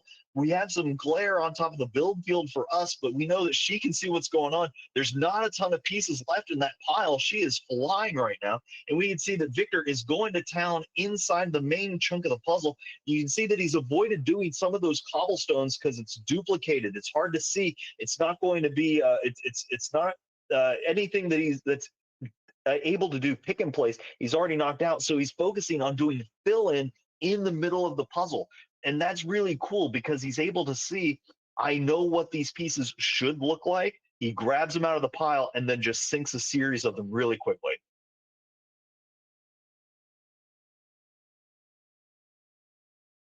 Yeah, I'm just, so it looks like at this stage that Victor, Inga, and Marcia are in the lead, but we also have several others who are coming up just behind them. So I'm also just checking out, we do have another wave of people in a very similar stage. So yeah, like we had Kyle and Freya on before. Now we've also got Jessica, Veronica, and Anami also who are over halfway of the puzzle and making really good progress at this stage. I love how Anami has the hotels just seem like pretty much complete. They're missing their rooftops, but she's really focused in on doing the windows, the railings, the flowers, so that they there's really big chunks. Oh yeah, well, and with a lot of buildings, with a lot of building setups, you have to decide early on, are you going to work inside out or outside in? Like, is it easier to do the outline of that building, or is it easier to try to get the window chunks together, stink them together as quickly as you can, and then sunburst out from there? And different setups are going to have different approaches on that. I think because these hotels have those flowers sitting off of them, you can orient those pieces as you go in order to get those windows lined up, and then you can sync them and move on from there. But Anime is doing a great job here plowing through those hotels. You can see that those roofs have already been sorted up onto their own tray, which is going to help lower the noise inside of the pile, as Becca Taylor says. You lower the noise in the pile and make it so that way you have an easier time seeing what you want to and need to continue on. You can see Jessica W in the lower left-hand corner here has a lot of that bottom already built out, and I think she's finishing up some of the roof line there. Veronica You can see that that rainbow setup that she had initially, where the pieces are spread out throughout the outside of the build field. She now has sort of a scattered, sort of a split pile here, and so is jumping from one side to the other. But you can see that a lot of what's left are those green trees between the hotels, and she's going to be able to plow through there. Victor is coming up on the last, I want to say about 50 pieces or so as we cross the hour and 30 second line. And he's flying right now. Yes, I've also added Tobias, Sharper, and Graham to the screen, also over the halfway point, but looking very different. So some are focusing more on the rooftops and the railings, others are going for the colored sections of the building. Some are doing top down and kind of sandwiching it and doing the top and then the sky and the cobblestone and then filling out the middle. Others are doing islands all over the place. So it's very interesting to seeing how the puzzles develop. And it's sometimes we've had puzzles where everybody kind of just does it in the same order, but it's always interesting seeing different strategies and what catches people's eyes. Yeah, sometimes when Mari and I are coaching speed puzzlers, we talk about how there are tiers of things to work on, and it doesn't necessarily matter what the order is in that tier, as long as that's the focus that you're working on, right? So if you're thinking about, should I do the skyline or should I do the awnings first? Well, both of them are going to be about the same, so it doesn't matter which order you work on them in, as long as those are the primary things that you kick off with. And I think we see that for a lot of the puzzlers here, where the order might be a little different, but they still end up knocking things out in about the same way. I think we're going to see a lot of folks close in the cobblestones. But of course, as I say that, my hero, my puzzling savant Tobias has already worked out the entire cobblestones and is now sandwiching in towards the middle. We can see that Marcia is doing an excellent job here and is mostly at the fill-in stage. She has her piece pile over on the right-hand side, and she's able to just grab things and sink them in. There's not a whole lot of big holes remaining except for some of that green tree forest line. Victor has already knocked out a lot of that tree line, but he has some cobblestone left that he's going to have to build that entire cobblestone bottom.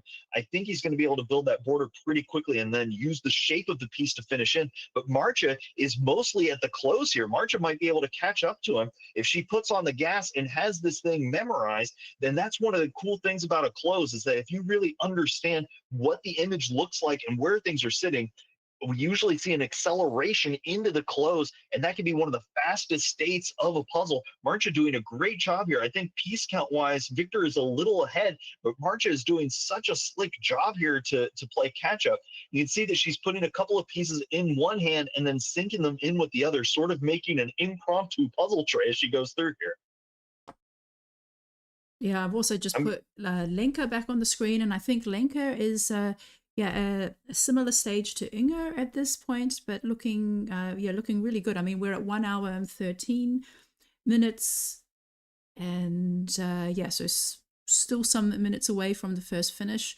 Victor is now attacking those cobblestones, but also filling in, how he's got the tree pieces in his hand, and he's filling in the gaps of the trees. Yeah, and it's hard to deal with something whenever it's split throughout the entire puzzle. So oftentimes you'll see Victor pick up a couple of pieces, drop them right where they're going to go. In this case, whenever you have a color or a texture that's split throughout the entire puzzle, he's using one hand kind of like an impromptu tray, but he knows what he's working with. He's not making a scatter shot. Oh, let me just grab anything. He knows what he wants to work on, and so he's pulling that specific thing out of the pile. That early discernment is serving him well. You can see Marcia blasting through parts of this. I think piece count wise, they might be about even overall. Marcia doing a great job finishing up those cobblestones, and she is hopping from place to place. She's at a point where almost anything she picks up can go in, while it's spread out all over the place, sort of this Swiss cheese close, whereas Victor has a couple of holes up at the top and then those cobblestones remaining. I think Marcia might be able to pull out ahead here. This is going to be really close. I'm going to give a shout out to the folks in the chat. We have a lot of the Twitch streamers hanging out in the YouTube chat this morning. So thanks for being here. We're if you have folks that you want to give shout outs to, by all means do it.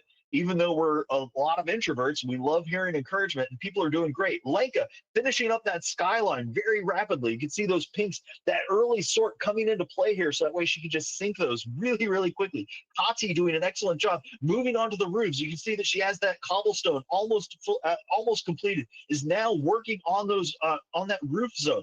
Inga doing a great job. We have some glare, so I can't quite see how things are going on parts of that parts of the roof line, but it looks like that's where she's at in there as well.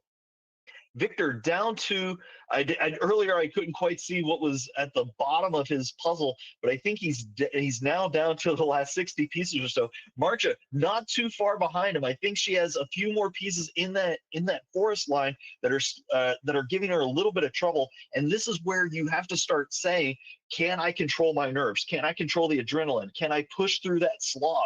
Right? Sometimes people feel that adrenaline and they get so jittery that they start not being able to see what the pieces look like. So taking that quick moment to counter the adrenaline and control it, use it for good rather than evil, is really important to be able to harness that energy and put it forward. Yeah, so we're just closing in on Victor and Marcia, since they are the two that are the furthest ahead at this point. Yeah, you can see that Marcia's got some gaps in the rooftops and the skyline, some of the trees, but she's got the bottom section filled out, and Victor is going for the cobblestones. So Victor is ahead in terms of piece count, but this is amazing. We're at 1 hour and 17 minutes. So not that far behind Shops, actually. Yeah, so for me, Shops was 7 minutes faster than Home of Fashion, which was quite surprising because I felt a lot slower or a lot more scattered and disorganized with this puzzle. So maybe technically it's not that much more difficult, but yeah, in terms of the organization there and the number of sections and the number of repetition, that does add to the complexity. But go Victor and go Marcia, looking really fantastic. Really thrilled to see you come up to a finish here.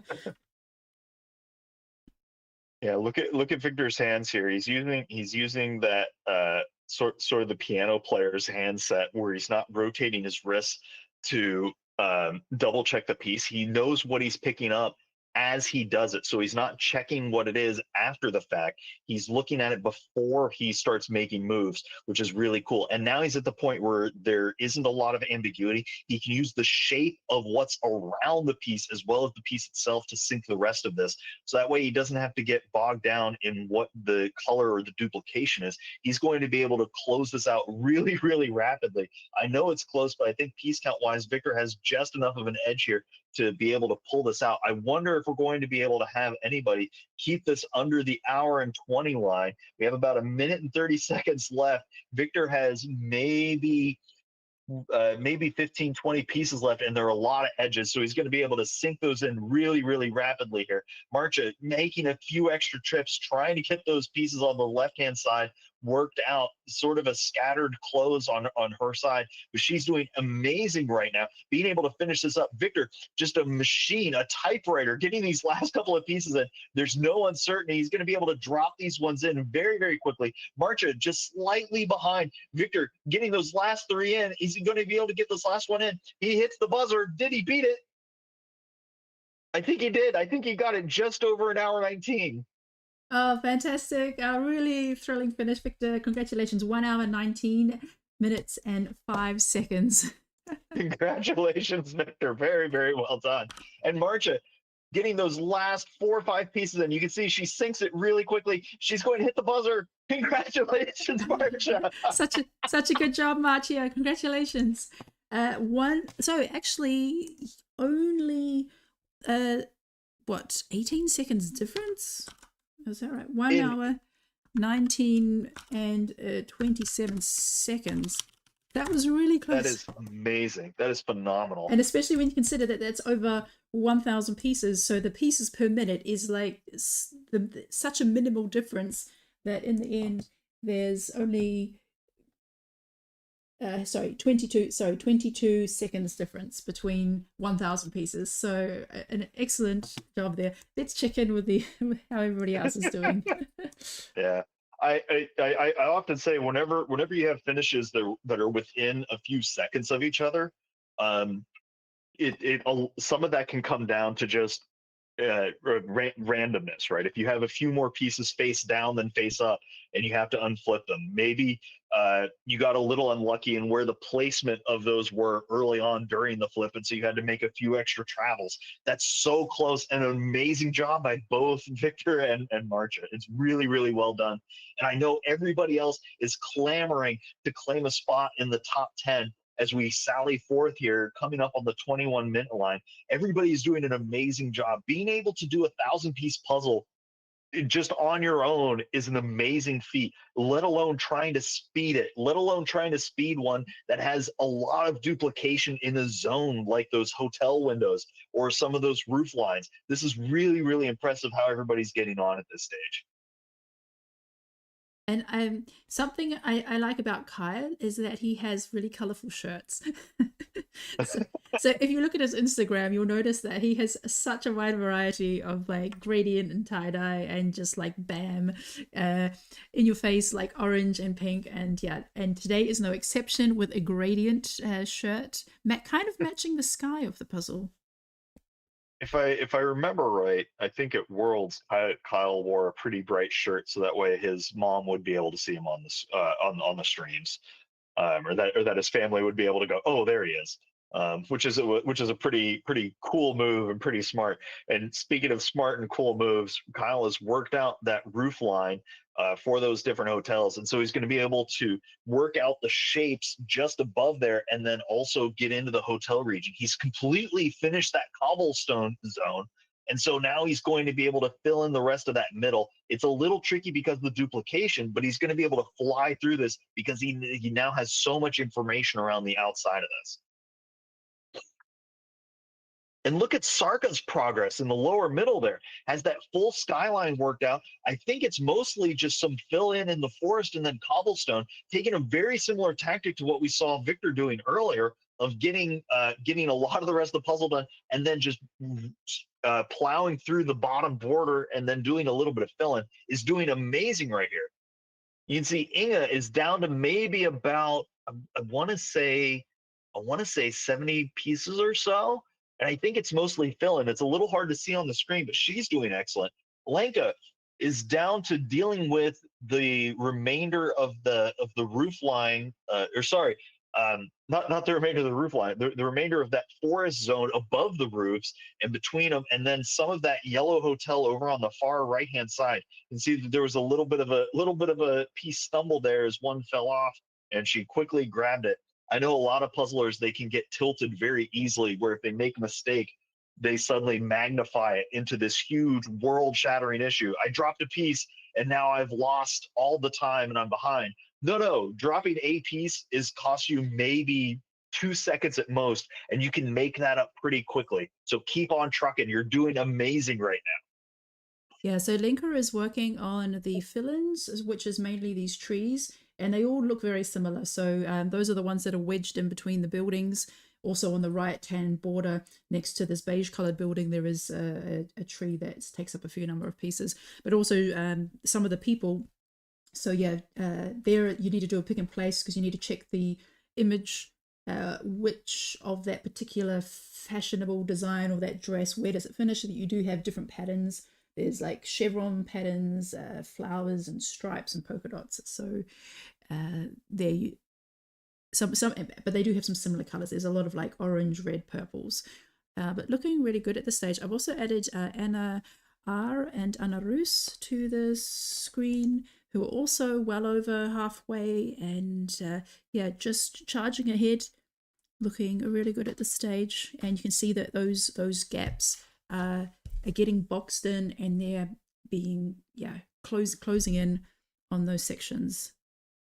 And also I wanted to put Inga S on the screen from Lithuania. She had a really interesting strategy that I wanted to show. So she's basically done her puzzle in like a 7 shape. And especially at one point she had her board covering the other building. And so she's done like this whole section at the top, a whole section on the side, and then she just left like this square empty. But I don't think I've seen that type of strategy before, that someone was so intentional in making sure that they filled in the top and having such a large section connected before like tackling those other parts. But that's also looking really good. Your mic is off. Thank you very much. It's a really cool way to save space when you don't have a lot of it, to do those kinds of chunks and then use the sorting trays to set pieces on top of a completed area of the puzzle. So that way you're reserving space by using those sorting trays on top of things that are done, which is a really, really slick move. And I think Inga Sino is coming in on the last 7 pieces or so here. Oh no, there's an extra tray up top that's going to fill in. I think it's roof. I think it's roof that's going to get filled in up there. We got tricked. Hornswoggled almost. But Inga's doing a great job here. Sarka closing in on that bottom chunk. I think Sarka and Inga are going to be are neck and neck for our next couple of for our next positions here. But they are doing amazing as we are getting ready to cross the 26-minute and 40-second line here. Trying to pull up Sarka and Inga so I can see them a little close. Yeah, Inga has pulled their sorting tray to be right on top of the top layer of the puzzle, so that way they're not traveling very far to get those couple of pieces in. And you know, there's always this trade-off of using a sorting tray, because you flip it, you put it onto a tray, and that eats a little bit of time rather than putting it straight in. But whenever it's the case that you're putting a whole group of them in and you slid them off the table onto the tray and then you deliver it, that's saving you the travel time, which can go a long way. And you can see Inga making great progress here is mostly down to just using the shape of the piece itself, not even necessarily the color or the texture, just getting the shape in and rapidly closing that out down to about the last 6 pieces here or so, is going to be able to fly in here to wrap this up and claim a 3rd place position. Looking really good, Inga. There it is. That's yes. Multiple hits on the done button. Bam, bam, bam. 1 hour and 1 hour 27 and 42 seconds. So 8 minutes behind Marcia. And someone says, go Dutchies. Yes. So Marcia and Inga leading the charge for the Dutchies, but we also have Anna S and Anna Roos just in coming up behind. So looking really good there. Yes. So 3 finishes under the 90 minutes. Looks like Saka could squeeze in there as well. I think Saka will be the next one to finish. But we can see that there's another wave of finishes coming in the next few minutes. And just to remind folks what a Herculean task this is, to complete a 1,000-piece puzzle in under an hour and a half. An hour and a half is pretty typically the time limit in-person competitions for a 500-piece puzzle. So they are doing almost double the work in the same amount of time, which is really, really impressive. And I know that we have several people that are also going to be able to sneak this one in under the 2-hour line. We can see that Lenka is coming in on the close, along with Anime finishing up those. Anime's finishing up those greens. Sarka is blazing through that cobblestone. You can see that they only have, I want to say, maybe about 10 pieces remaining. There's a couple of pieces above their build field that they're going to have to iron out here, but they're just orienting those edge pieces and then slotting them in right where they're going to go. really, really slick tactic if you have that duplication in the border. Sometimes just waiting until you have more of the middle filled out, so that way you can use the shape of it to sink it in, is a really slick move rather than getting bogged down. But you can see Lenka doing a great job pushing through into the close here. I think there's only some cobblestone left for her and then a little bit of fill in throughout the rest of the puzzle. Sarka down to just a small handful of pieces. It seems like off screen there was a little bit, there was a couple more that I couldn't see right away.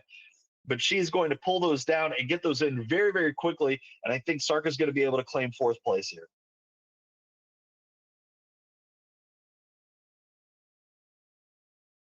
Come on, you can do it. Get those last ones in. We believe in you. Let's see if you can keep it under 131.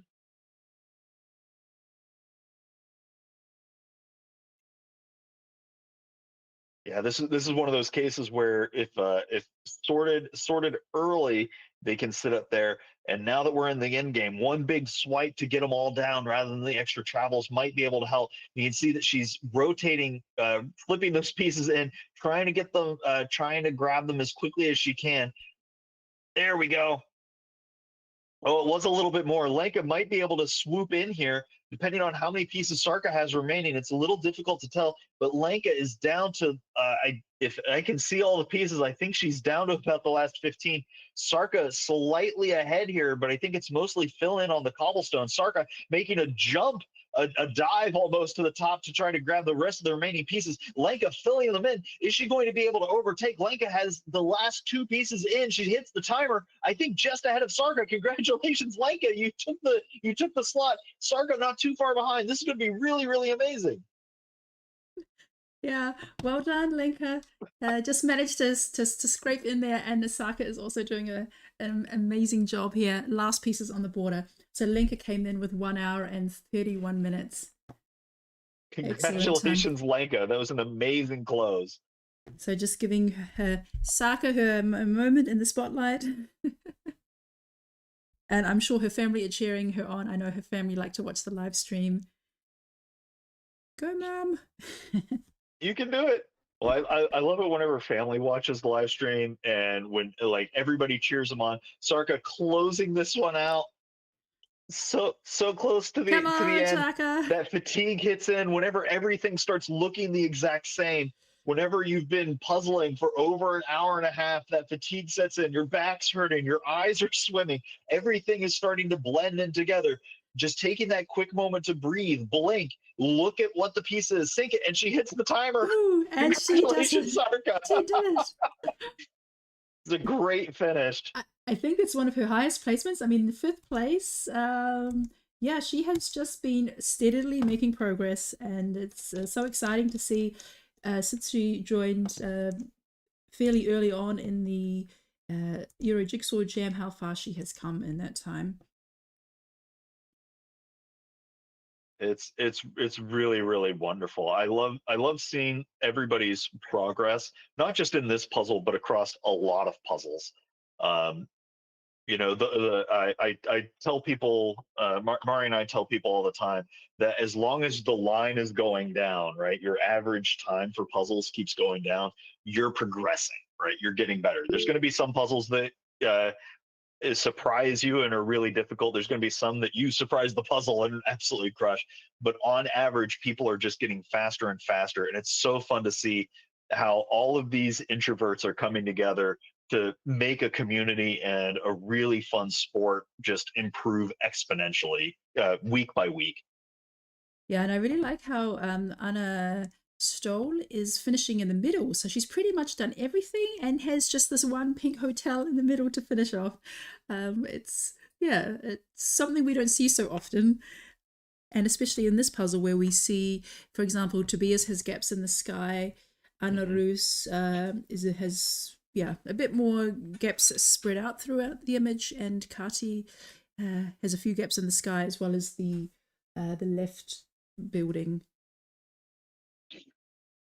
But exciting. Yeah, this is going to be it's going to be an exciting finish up here, and I know people are also pointing out that Kyle's looking really strong too. But I think Anna Stoll, because of where the close is, and it's all in one spot, she can stay really, really focused on one type of problem and finish this out. I think Anna and Kati are kind of neck and neck here in terms of total piece count. Kati has a lot of pieces over on the right hand side, and she's going to have to make a big travel here. Yes, great move by Kati. She slid a lot of those pieces over to where they're going to end up living, so that way it lowers the amount of space that you have to travel, but also keeps them where you don't have to whip your head around to try to figure out where they're going to go. Kati made a great move here, and the field that Kati's working in is smaller overall, and it's a little bit clearer. It's that line between the railings, so she's going to be able to use a lot of shape work here to try to wrap this up. But Anna S is closing out that hotel. I think piecewise, they're almost even. It's really going to come down to who can stay calm and use their shape work the most efficiently. Anna just sank in like 3 pieces really, really rapidly. You can see that she's using those darker pinks and those lighter pinks to discern which side they're going to live on. Kati has to work a little bit harder because those railings are almost perfectly duplicated. There might be a little bit of color difference top and bottom, but it's really hard to discern. I think Kati's able to pick up a little bit of steam here. Once she gets one of those lines worked out, it's going to sink in the rest of it very, very rapidly. You can see Kati picking up the pace here. Tobias also working overtime. This is really, really impressive. I think Kati is closing out that one railing, and now she's going to be able to blitz through the rest of this without any uncertainty. There's no ambiguity at this stage, so Kati is blazing ahead here, doing an excellent job. Is down to the last 3 pieces or so, is going to drop them in and hits the timer. Congratulations, Kati. Yeah, amazing to see Kati. Well done. Another great time. And it was actually really lovely to chat with Kati on the weekend. She was at the Art and Pieces competition in Dortmund. She got first place in the individuals, and also did really well in the pairs with Jana. So always nice to catch up with people in real life. So we have 6 finishes so far. Our top 6, we have Victor, Marcia, Inga, Lenka, Isaka, and Kati. And yeah, it looks like Anna S is leading the charge for 7th. Got only a handful of pieces left. Just sink them in. You're doing amazing.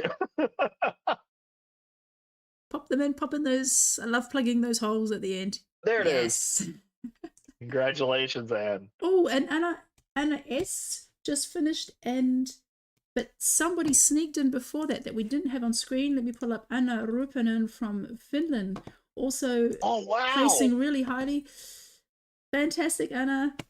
There you go. So just to confirm, that was actually 7th was Anna R, and then 8th was Anna S.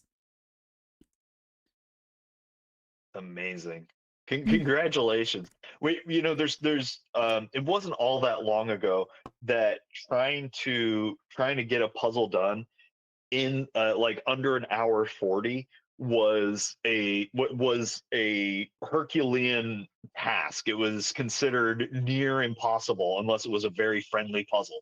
And now we're seeing more and more people be able to do it, even on these tricky ones. We can see Veronica coming into the close here, and Anime has gone full disco mode. We have lights blazing on and off. Anime is disco moding into the close here. But this is we're trying to see. I think Veronica and Tobias are trying to wrap this up here. Let me see if I can pull both of them up side by side on my screen to get it. Veronica takes 9th place. Amazing. Oh, congratulations, Veronica! Wrapped it up. Awesome. So her sister finished 4th, and she finished 9th. Such an amazing pair, Veronica and Lenka, top puzzlers from Slovakia, and even more powerful and dynamic when they puzzle together. Really lovely to see. Yeah, I'm kind of let's see how long I can handle enemy on the screen before I start going cross-eyed and twitching. But we see 20, 30 pieces. Okay, I'll put her back on the screen in a few minutes. I'll just save my eyes for a moment. But Tobias coming up to the close, Kyle closing in on that hotel, and Carolyn, Patrick, and Graham also less than 100 pieces left and just powering through this puzzle. Yeah, you can see Tobias is one of those puzzlers that because he's so good at pick and place, he can get a lot of that cobblestone, a lot of that hotel work worked out. And now that it's in the gradient, he's really working hard to use the shape of the piece to try to sink the rest of these in. You can see that he's hunched over the table trying to wrap this up, trying to brute force it almost, but he is sinking it very, very quickly. Kyle doing an excellent job here. You can see that Kyle's down to that same area that Kati was working on just a few moments ago, trying to get that railing line through, and then is going to be able to use whatever remains to try to get the shapes in. You can see that they're both doing so good right now. We're coming up on the hour and 40-minute line, so these puzzlers have been going to town early this morning for quite some time, and so now that urge to just finish up, try to stay controlled, comes into play here. Who's going to be able to take this to finish this out? I think Tobias now has the piece count advantage, but he's having to brute force it a little bit more. Kyle trying to get just those couple of pieces in. You can see that Kyle's one-handing this, using one piece at a time to try to rotate and sink it in. I think he's focusing on that railing line, and then he's going to be able to use the rest of the, and then he's going to be able to use the shape work to finish it up. But Tobias is sinking in the last 5 pieces or so. It's mostly that that orange peachy sky, and he's going to be able to brute force that a little bit to sink it in. We can see that there's a little bit of a lag slowdown just due to Tobias's pure speed, warping the time-space continuum. For us as we watch, but he sinks it, and Tobias is going to take the next slot. Congratulations, Tobias.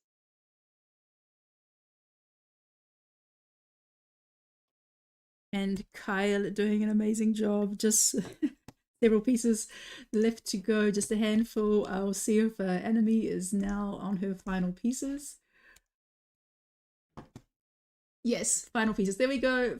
Last pieces on the border for Enemy. Gonna squeeze in there. Congrats, Anime. Good job. Okay, I'm just And now, gonna. Oh yeah, go ahead. I was just gonna say, commentate Kyle's finish, please. Oh yeah, he's coming into the end here. It's almost 5 in the morning where he's at. He's trying to wrap this one up. To be able to puzzle this fast at this kind of jet lag is amazing. There is no ambiguity. Any piece he picks up can go in. As soon as he touches it, he drops it in. He's loading up his left hand with a couple of pieces to feed off like a Pez dispenser into his right to sink the last 2 in. He's going to be able to pull this off. He hits the timer. Congratulations, Kyle. Fantastic. Very, very well done, sir. I think that's going to put you just at the hour 42 line in a little bit, something like that. So I need to Congratulations, Kyle. Very, very solid finish. Yeah. Absolutely amazing that you're able to keep that speed at this hour. Yeah, Victor, you can join us for a quick chat about the puzzle and the theme of the day, and I'm going to try and put some more people on the screen. Hello. Hello there. How are you doing, good sir? Doing great. I woke up 20 minutes before the competition. Well, what a way to start the day, by just chewing through some puzzle dust. True. Well, tell me how was it to try to plow through a 1,000-piece puzzle while just rubbing your eyes and waking up? Like what time is it where you're at? I mean, this is the same hour that it's like on the box with the starting time. But I had done 1,000 pieces before going to bed, and I wanted to leave them on the table so that when I woke up, I just used my hands and warmed up to scramble it, and I did some flipping for 100 pieces of it, and so that was great. That's really cool. I think a lot of puzzlers underestimate how helpful it is to just get the rust off of your hands a little bit, and get rolling. So tell us a little bit about what were your thoughts whenever this came out of the package? I was very happy. I, as Michelle mentioned, I said no to an interview, but after seeing that this 1,000 pieces is not a collage, I was like, wow. I was so happy. I didn't know how I would do, because this is a very difficult image. But I was very happy that there will be things that are going to be discovered and that I could use as tips, and so many different things. I didn't like the sky. I mean, I thought that I would, but there was a lot of pieces that I didn't know what to do with them. But the rest of it was nice. No, it makes a lot of sense. I know that I know that collages tend to run a little straightforward, and this is definitely one where you have to put your thinking cap on in order to figure out what a good vector of approach is. I saw that you didn't like fully finish certain things. You kind of did it a big chunk, and then you moved on whenever you just ran out of easy good moves. Does that sound about right? Exactly. What do you I mean, I have some ideas that I was talking about earlier, but how do you know when is a good time to move on? Uh, when I don't see pieces, because I try to sort out as much as I can, and when I just, when I don't have any pieces left, or when I think that I spent too much time on it already, then I just go to a different thing. And when I go to the main pile, I just look for something that is speaking to me. And if it is, and it's not the same thing that I was working on previously, then I just do the next thing. Gotcha. No, it makes a lot of sense, and I really admire that about your ability to let go and to keep looking for the thing that your eye sees, not necessarily what your eyes want. Yeah, I didn't want to do the sky, but it was the first thing I did. It just drew you in piece by piece. No, I knew that there are a lot of pieces that I need to get rid of, and also that it's going to help me to build the rooftops and some of the buildings in the background. So I wanted to just be done with it and forget it. That makes sense. Well, I'm looking at some of the field that's on the screen right now, and there's people that are we can see Frugi's finishing up in those blue roof lines. It looks like Freya's finishing up where Kati and Kyle did over in that that Peach Hotel over on the left hand side. Inga is finishing up in the in the cobblestone area. That's where you were at there towards the end. What about this puzzle do you think it is that has people finishing in so many different spots, rather than everybody kind of going, yeah, this is the one thing that I want to wrap up on? I think it's because most of the sections in this puzzle are equally difficult. So, and also most of them are very bright colored. So if you're looking in your main tile and you see something that is catching your eye, for each person is going to be something different. There's like, we don't have that many pieces that are very dark, and it's hard to say what they are. So yeah, it's just a matter of choice, because I think every choice works. Depends on like what people are good at. I would say I'm good at busy, but I still decided to leave the people on the bottom to the last. And also at the very, very beginning, when I was flipping the pieces, I decided that I don't want to do the bottom edge, and I won't even attempt it. So I was just like, okay, you go there, and I did the rest of the edge, and then I did the sky and the buildings, because the pieces looked very ambiguous. because even if we had like boots and dogs and something, then I didn't want to waste time on trying to fit in the pieces by shape.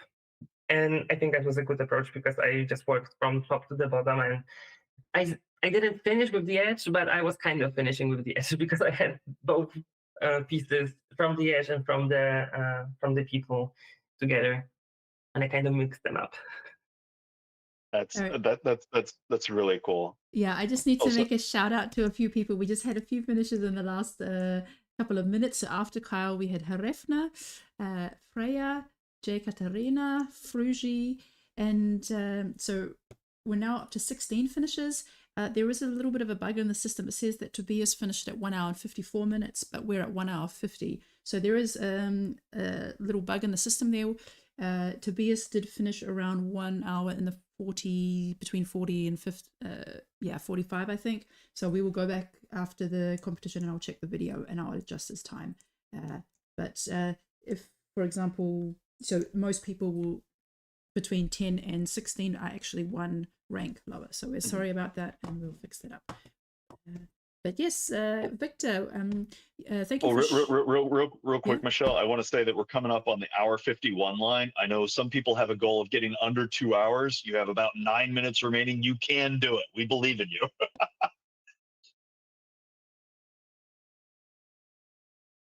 Yes. Yeah. So thank you for sharing your comment, Victor.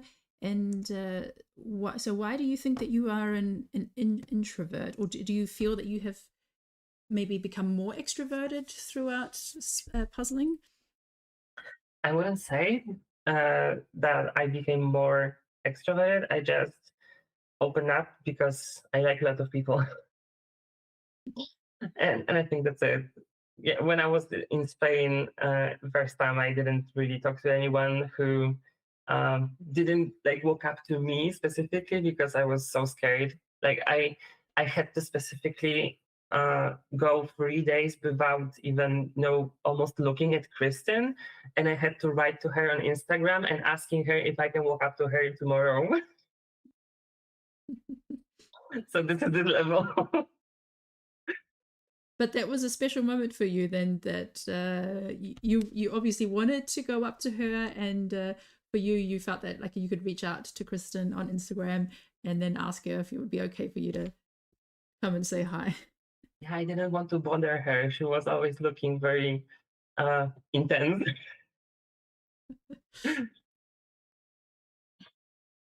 Well, I'm glad that you did. Now that people kind of know you pretty well, have you found that other people are messaging you saying, "Hey, is it okay if I come say hi at events or anything like that?" Yeah, I think there were some people that wrote to me, and I always tell them that okay, like, no problem, just walk up to me. And some people don't write and just walk up, and this is so awesome. Like I'm very thankful to those people because this way I know a lot of people that I wouldn't know. And yeah, and I wouldn't really talk to those people because I would be scared. So this is very nice, because I am fast and I'm known, and people they're willing to talk to me, and I'm always willing to talk to people, but I never do. So at Worlds 25, was there someone that you made the effort to go up and talk to initiate the conversation? Yes, Marcia.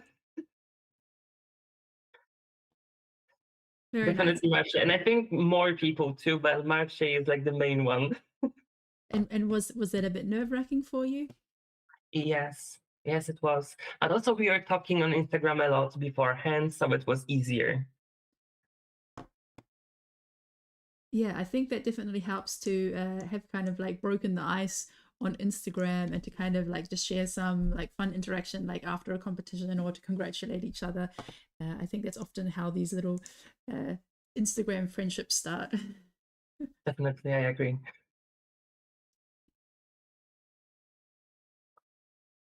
And do you feel that when you are around people, like at Worlds or at competitions, do you feel energized, like when you're puzzling in a team, or do you find that like draining, that afterwards you need to like really just be by yourself for a while? I don't know. Maybe sometimes, but I definitely don't feel energized. I just feel neutral. So it's not draining me, but it's also not giving me like anything specific that is driving me to go and talk more to people. Because at the same time I still want to talk to them, but I'm scared of, and it's like in the same level of I don't know what to do with myself.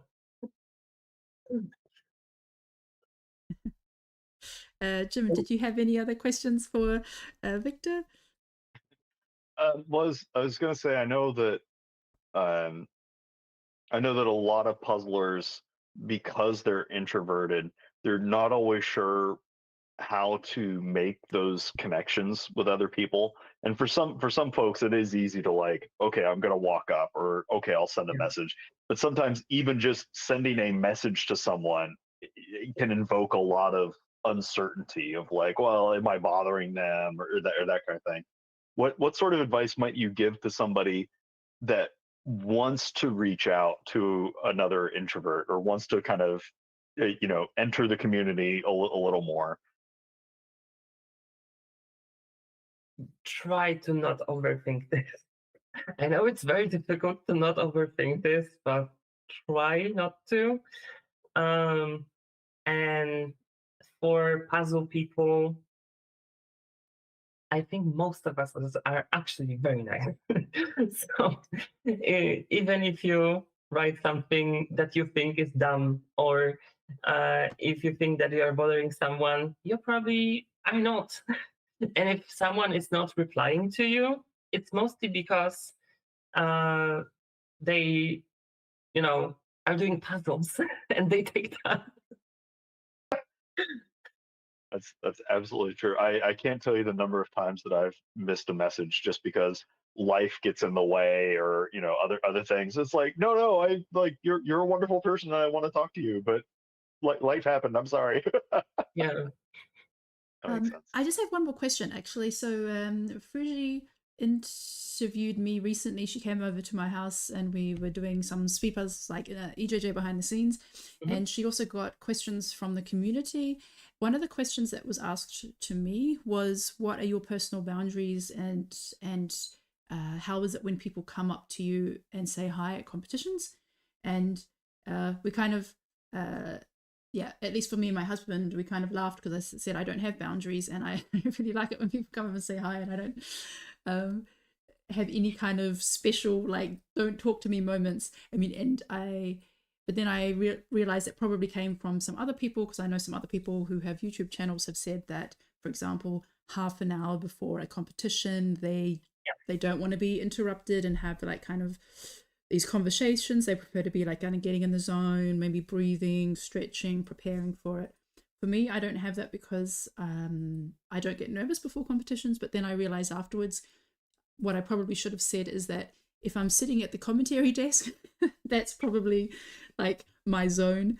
I need to get a bit prepared for commentary. For puzzling, I don't. I'm even just chatting to people in the crowd or sitting at the table.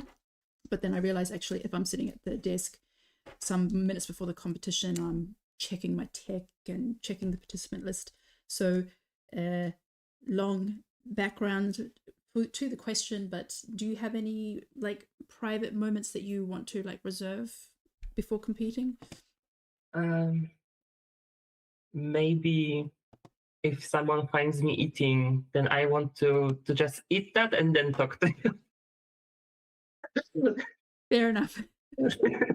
But the rest is fine. Like, I actually enjoy talking to people right before the competition, because I tend to stress physically, and when they talk to me, I just get distracted and I don't have that much of shaky hands or my stomach aching, for example. I want to give a quick shout out to Graham, who finished under the 2-hour line, and that was his big goal for the day. So well done. For other people who want to do it, you have about 30 seconds to get those last Yeah, handfuls come on, of Robert. pieces You've in. got 15 pieces. You can do it. Come on, both hands, go for it. You can do it. Team believe. All right. Well, thank you so much, Victor. Congratulations on another stellar performance and just a thrilling finish. I'm glad you enjoyed the puzzle, and see you at the next competition. Thank you. And see you. Thank you. Bye. Nice chatting. Hope Victor gets to go either get a well-earned nap or just enjoy the rest of the day. He's such a fantastic human being. So we just there we go. Fenna has finished. Well done, Fenna. And a few moments ago, yes, was Graham and Safira and Inges. Okay, so we're also going to have Frigi join us for a little chat about the puzzle and about the theme of the day. Hello. Hello, Frigi. Hi, guys. Hello there. Hey, congrats on a job well done. Thank you. Yeah, because you also Thank you. finished under 2 hours. Let me check your time. 1 hour 49. That's a good time for 1,000 pieces. I know. And I know. this wasn't the easiest one. I'm really, really stoked about it. The thing is, I think I do way better on 1,000 pieces than 500 for some reason. Like, I always get the impression that I'm way fast. Like, overall, I'm way faster on 1,000 pieces than 500. So it's, I love the 1,000-piece competition. It's really cool. 1,000 pieces are where a lot of the technical thinking processes take a better front seat than just mechanical raw hand speed. So it's fun to see how like the timings float around a little bit for people. Which is really, really I also get the impression that you get to think more because there's way more pieces, so you have more time to actually think about what you're doing. Like that initial flip, I actually like during that time where at 500 pieces it takes like about 3 minutes to flip everything, but with 1,000 you get 6, and then you can look at the picture, you can actually think about what you're going to be doing, which I never do with 500. So it's always like a little bit more jumping into like deep water. it sounds almost like you feel less pressure on the 1,000 in general. It might also be that like throughout my entire life that I was puzzling, I was always doing 1,000 and pretty much never 500. So it's more comfortable with the many pieces. It's more familiar as well. And it's just, you have way more things to do as well, because like one section of the image is going to be more pieces. Yeah, it makes sense to me that if you've done a lot of thousands, that it's sort of your comfort piece size. Mm-hmm. and so there's less of that uncertainty spike on top of things. That's really, really interesting. I wonder how many puzzles of a certain piece size you have to do in order for it to become your like baseline comfort count. I'm not entirely sure, but I was also talking to someone recently who is mostly doing like 3,000 and upwards puzzles, and then sometimes speed puzzles. She like has decent times as well, so she's pretty good. But what she's always saying is that like if she looks at the 500-piece image, she's expecting, I don't know, like a person that is in the picture to be like, I don't know, 15, 20 pieces, and then it turns out it's just 3. So So that she gets confused with the number of pieces that she actually has to look for. Yeah, that scaling is huge, and we've talked a lot about different ways to make piece estimations for like, okay, how many is this? But if you're so used to it on a 3,000 piece, that would really, really throw you off. I know that I've talked to a lot of people that get thrown off on that whenever they go to 300s, because 300s is like it's a somewhat new standard size for some competitions, but not everybody is devouring 300s the same way they are the other sizes. So they do a very similar thing of, well, this is probably 6 pieces and then it's 2, and it drives them a little crazy trying to find those last ones. Yes, exactly. So you keep looking for pieces that are actually not there. because you already have them. So yeah, it's always interesting to like scale up or down with a puzzle. Yeah. So It tell us a little bit about this image. Like, what did you think of this one? Oh my god, I loved it. It's right up my alley as well. It's illustration. It has a lot of like little thingies that you can look for. Like I do a lot of pick and place, a lot, like a majority, I would say. And so there's always something, like even the sky that I'm, for example, not really comfortable with ever. I don't like gradients, but it's broken up enough that it's kind of easy to do in the end, because if you get like a sky piece that is pure sky piece, like if I'm looking at the image, you have like maybe 4 or 5 that don't have something on it. So yeah, it balances out very well. The buildings are super tricky with all the repetition, but that's also like something that people might want to practice for the World Series, which is repetition and patterns. Oh yeah. Well, and like just the different skill sets that are in this that you need to do this puzzle are really impressive, because you know, we were talking earlier that yes, there is gradient inside of here. Yes, there are these duplications, but there's also there's a whole zone in that cobblestone that's just pick and place for getting the dresses and suits and everything like that built out. So this is a really good all around puzzle. I'm kind of impressed with the pick, Michelle. It's great. Yeah, it also ties back in with like the scaling up from 500 to 1,000, like that it has enough things in it for each and every skill set. So you get to, like, if you're not that good with gradients, you can do pick and place. But if you're better with colors, you still have a lot of colors that you can go by. Yeah, I think a lot of puzzlers learning to switch those lenses and use the different tactics when they're necessary is really important. And I know we just had a wave of finishers all in the same grouping there as we crossed the 2 hour and 6 minute 30-second line here. Very well done by everybody so far, and everybody that's still plowing away on this.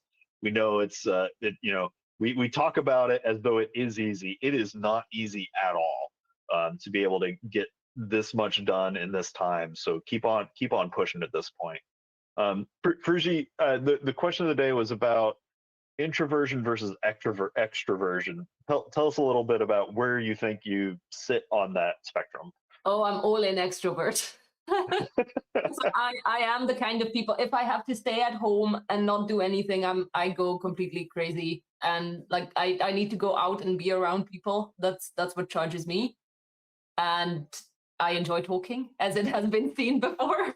So yeah, I talk very easily. I get charged by the energy of others around me. That's really cool. I know that puzzling tends to be a little solitary. How do you think your extroversion either works well or sometimes works against you while doing puzzling? If it does, like It's a really good question.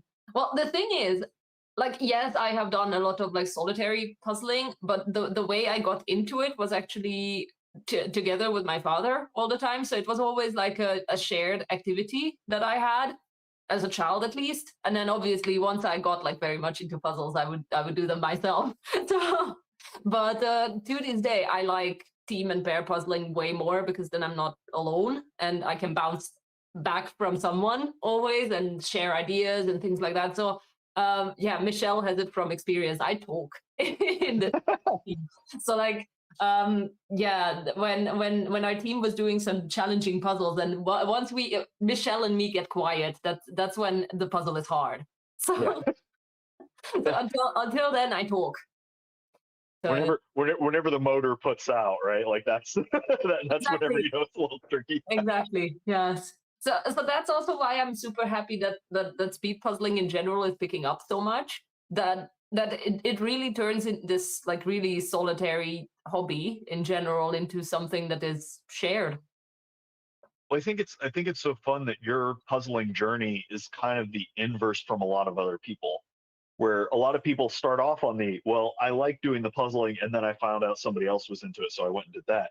You started out from the being around another human, like another person, and finding a thing to do. And it's just so fascinating that the convergence endpoint is still in speed puzzling. Oh yeah.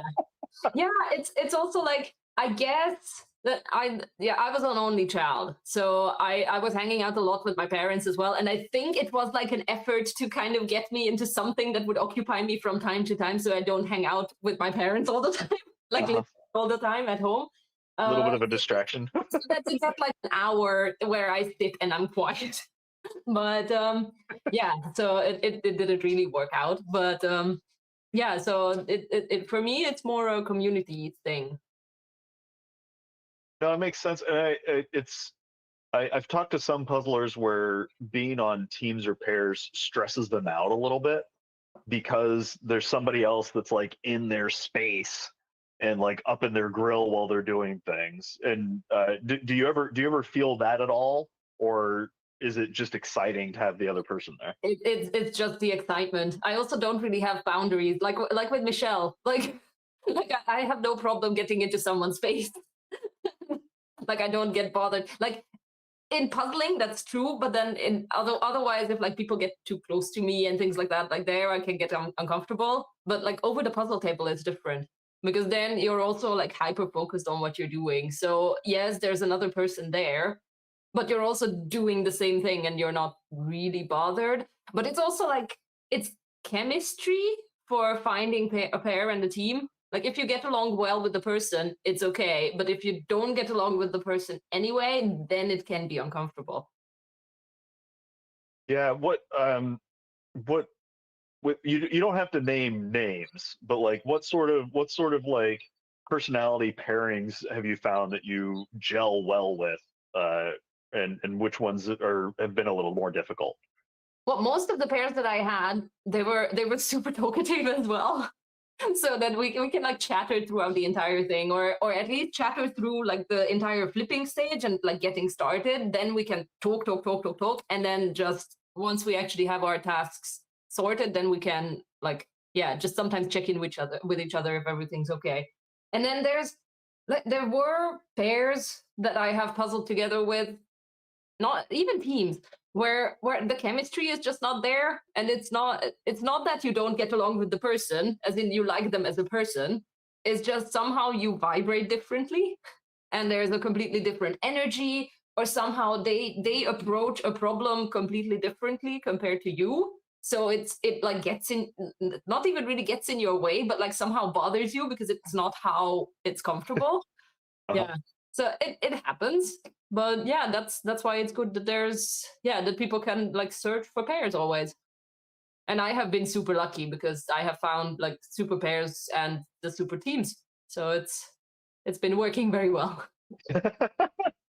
Well, and I wondered, do you find it easy to find pairs and teams and like people to puzzle with, or do you ever get nervous reaching out to some people to hang out or puzzle? Not really. Yeah, like with Michelle, I really don't have boundaries. Like I had no problem writing to some of the top puzzlers when I saw that they were going to the same competition that I was, to like, hey, do you want to puzzle? And then you actually get a positive answer, and then it's pretty cool. If I was too shy to do that, then either I would miss out on the experience completely, or end up with, I don't know, like maybe someone that I don't get along with that well. So like, yeah, it's Did any of those puzzlers like bite or like say something mean or anything like that? No. Oh. Okay. All right. the worst thing that ever happened was that they were already in a team. So Tragic. It's not that they didn't want to puzzle together. It's just that they were somewhere else. And then at another competition, they end up writing me if we want to puzzle together. So it's like, yeah, it's a good thing about the puzzle community that everyone keeps praising as well, that it's just so open and friendly. And so that's also why I think the introverts can like ease into being a slight bit of an extrovert a little, because it's so welcoming and there's no risks really. There's sort of the classic trope of an introvert being adopted by an extrovert Yeah. at parties and things like that. Have you found that as as one of puzzling's resident extroverts, do you find yourself like nudging people into the pool a little bit to hang out with other people? Kind of like, hey, I'm going to chase you over there. You go there now. That I have. But then the only thing is that because I'm so like open and I want to talk with like literally everyone, I keep bouncing around with people, and I think some might find that weird because like, you know, if you're an introvert and you like finally settle with talking with someone and they're suddenly off, then you think that you did something wrong when actually not. It's just, yeah, different personality, you know, kind of. So like I sometimes feel bad if I just all of a sudden like bounce off of someone and just go on to talk with someone, or someone else came up to me and then the conversation just goes somewhere else and then I end up abandoning someone that was talking to me. So yeah, it's yeah, that's hard to balance sometimes. Yeah, I think we've all been in that that sort of group hangout scenario where you're talking to someone about something and then somebody says, oh, but what about gradients, and a few people kind of like zoom in on that, but that's not your jam. Right? Like Yeah. whether it's actually talking about it or just doing the thing, right? Like it can, those social dynamics can be a little wacky.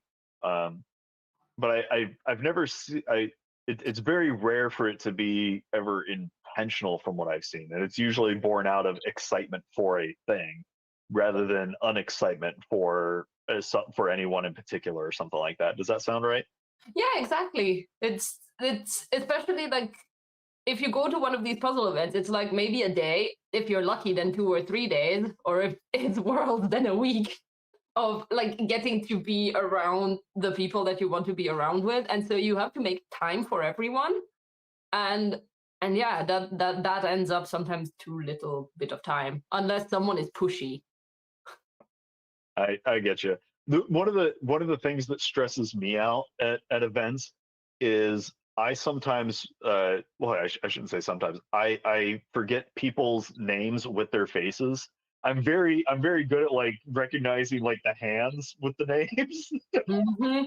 but like the face of the name, and I get nervous about making those kinds of mistakes. Do you ever worry about that kind of thing? Oh God, yes. I'm also horrible at remembering people's names. And the thing is, like, because I come from dog sports, there I also knew like hundreds of people. And I never had to remember the names because I would be like, oh yeah, that's the girl with the brown border collie, or that's the one with the terrier, or you know, like they would have an attached thing that you can remember for. And in puzzling, you don't have that. Unless you remember the Instagram handles, but I also don't remember those. So like I very often I know the face, but then I know where the face comes from, but I have no idea of name or context. Yeah, there's definitely a decent number of people where I don't recognize them by their true name. I recognize them by by like their superhero nickname or whatever. Yeah, exactly. Exactly. Yeah, so it's also the kind of the beauty of it. And like I guess people just have to be like flexible as they are most of the time. Like I also don't expect people, for example, to be able to spell my name because it's a weird name and not common. So a lot of people like make their best effort, and then that's enough. Oh, I know. I've boofed it and put the S before the Z a couple of times, like that. Exactly. But so it happens. Like I listen to that as well. I get So you. it's mostly just being flexible and like giving people slack. I think that's the big one. When you're at events, like right before a round, do you find that you want to be very talkative and hanging out with other people, or do you want to like, hey, I need a bubble for like the next 2 minutes? Oh no, I don't need a bubble. Like at Worlds as well, I always ended up chatting with my table mates, and as we were getting ready, like I try and feel the room if actually my table mate is open to chatting. If not, then I end up talking with someone from another table. But like I welcome the distraction. Like Michelle, I don't get nervous before competition, so I like the distractions better. than actually having to like stand there and stare out of my face and just think of what is going to happen in the next couple of minutes. Yeah, it's so fun because I like that you kind of do the temperature gauging of, oh, this person doesn't want to hang out right now. Let me go somewhere else. Yes, Because exactly. I think we've all done the thing of like, I'm nervous, and so I'm gonna try to slow my nerves down by using another human to help me. But it's not on that human to do that in the moment. Sometimes you have to like shop around a little bit. Yeah, exactly. And then like what's a very liberating thing that I have learned at one point is that like nobody really cares, in that people do care, in like people are good human beings is what I think in general, and they want to interact and things. But like if you do something silly, they don't care. They have their own thing to worry about, or their own puzzle or whatever. So you're free to do whatever you want. Yeah, I had a friend a while back that that said that I want to be either the least memorable or the most memorable part of someone's day. Yeah. And that like if you do something silly, they're either going to forget it or it's going to be a fun story that they get to use at parties for the next couple of weeks, right? Like either way, everybody comes out ahead. So Yes, exactly. So like that's a very nice sentiment. I can very much agree with that. oh man. Oh, Nikita in the chat is saying if asked to see their hands when we meet in person, we'll be flattered. Hey, Nick, next time we're in person, just hold out your hands like this, and I'll see if I can guess who it is. Um, That would actually be a fun challenge for you. You just get like puzzler hands. Find the puzzler. that would that's gonna be the next Instagram game, or the next round. That'll be really fun to see how that plays out. Well, I challenge you. Oh no. I preemptively admit defeat, but it's really cool. But look at how many finishers we've had. We're coming up on the 2 hours and 22-minute mark here, and we already have, I think it's 46 finishers so far. At least, like that's wild. People are doing Yeah. incredible, yes. Yeah, we can see Mooney getting ready to come into the close here in that upper left-hand corner.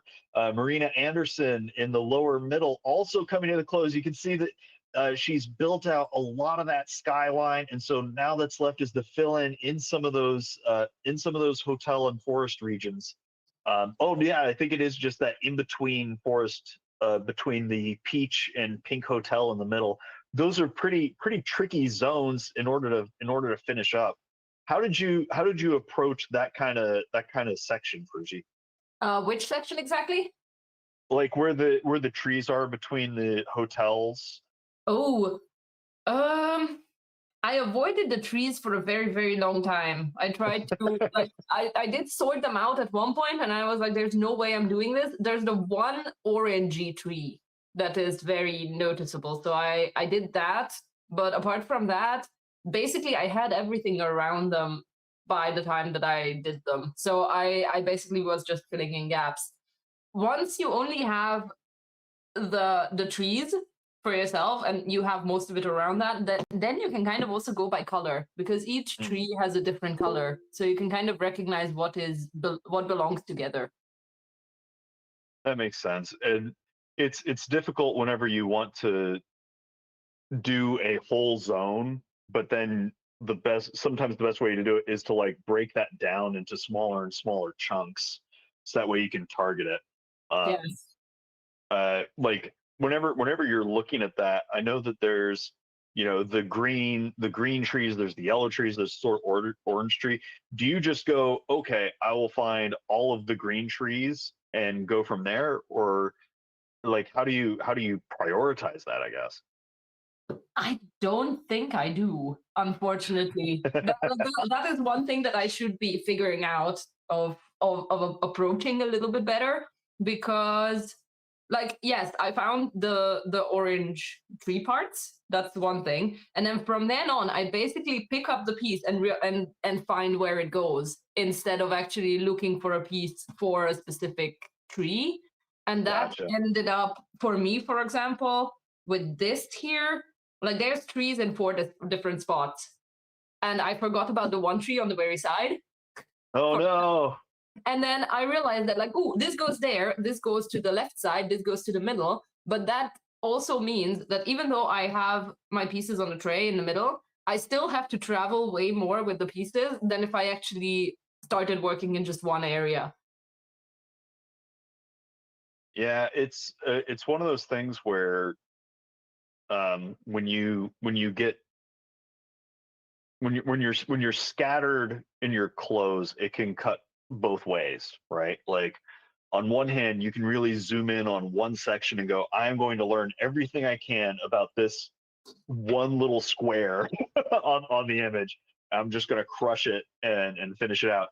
Versus I'm going to use the piece and I'm going to hop around to wherever I see it easiest. I've seen puzzlers do it both ways, and it kind of depends on what your eye catches and what's most efficient in that moment.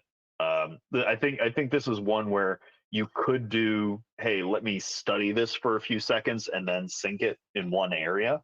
But it's not going to be easy under any imagination.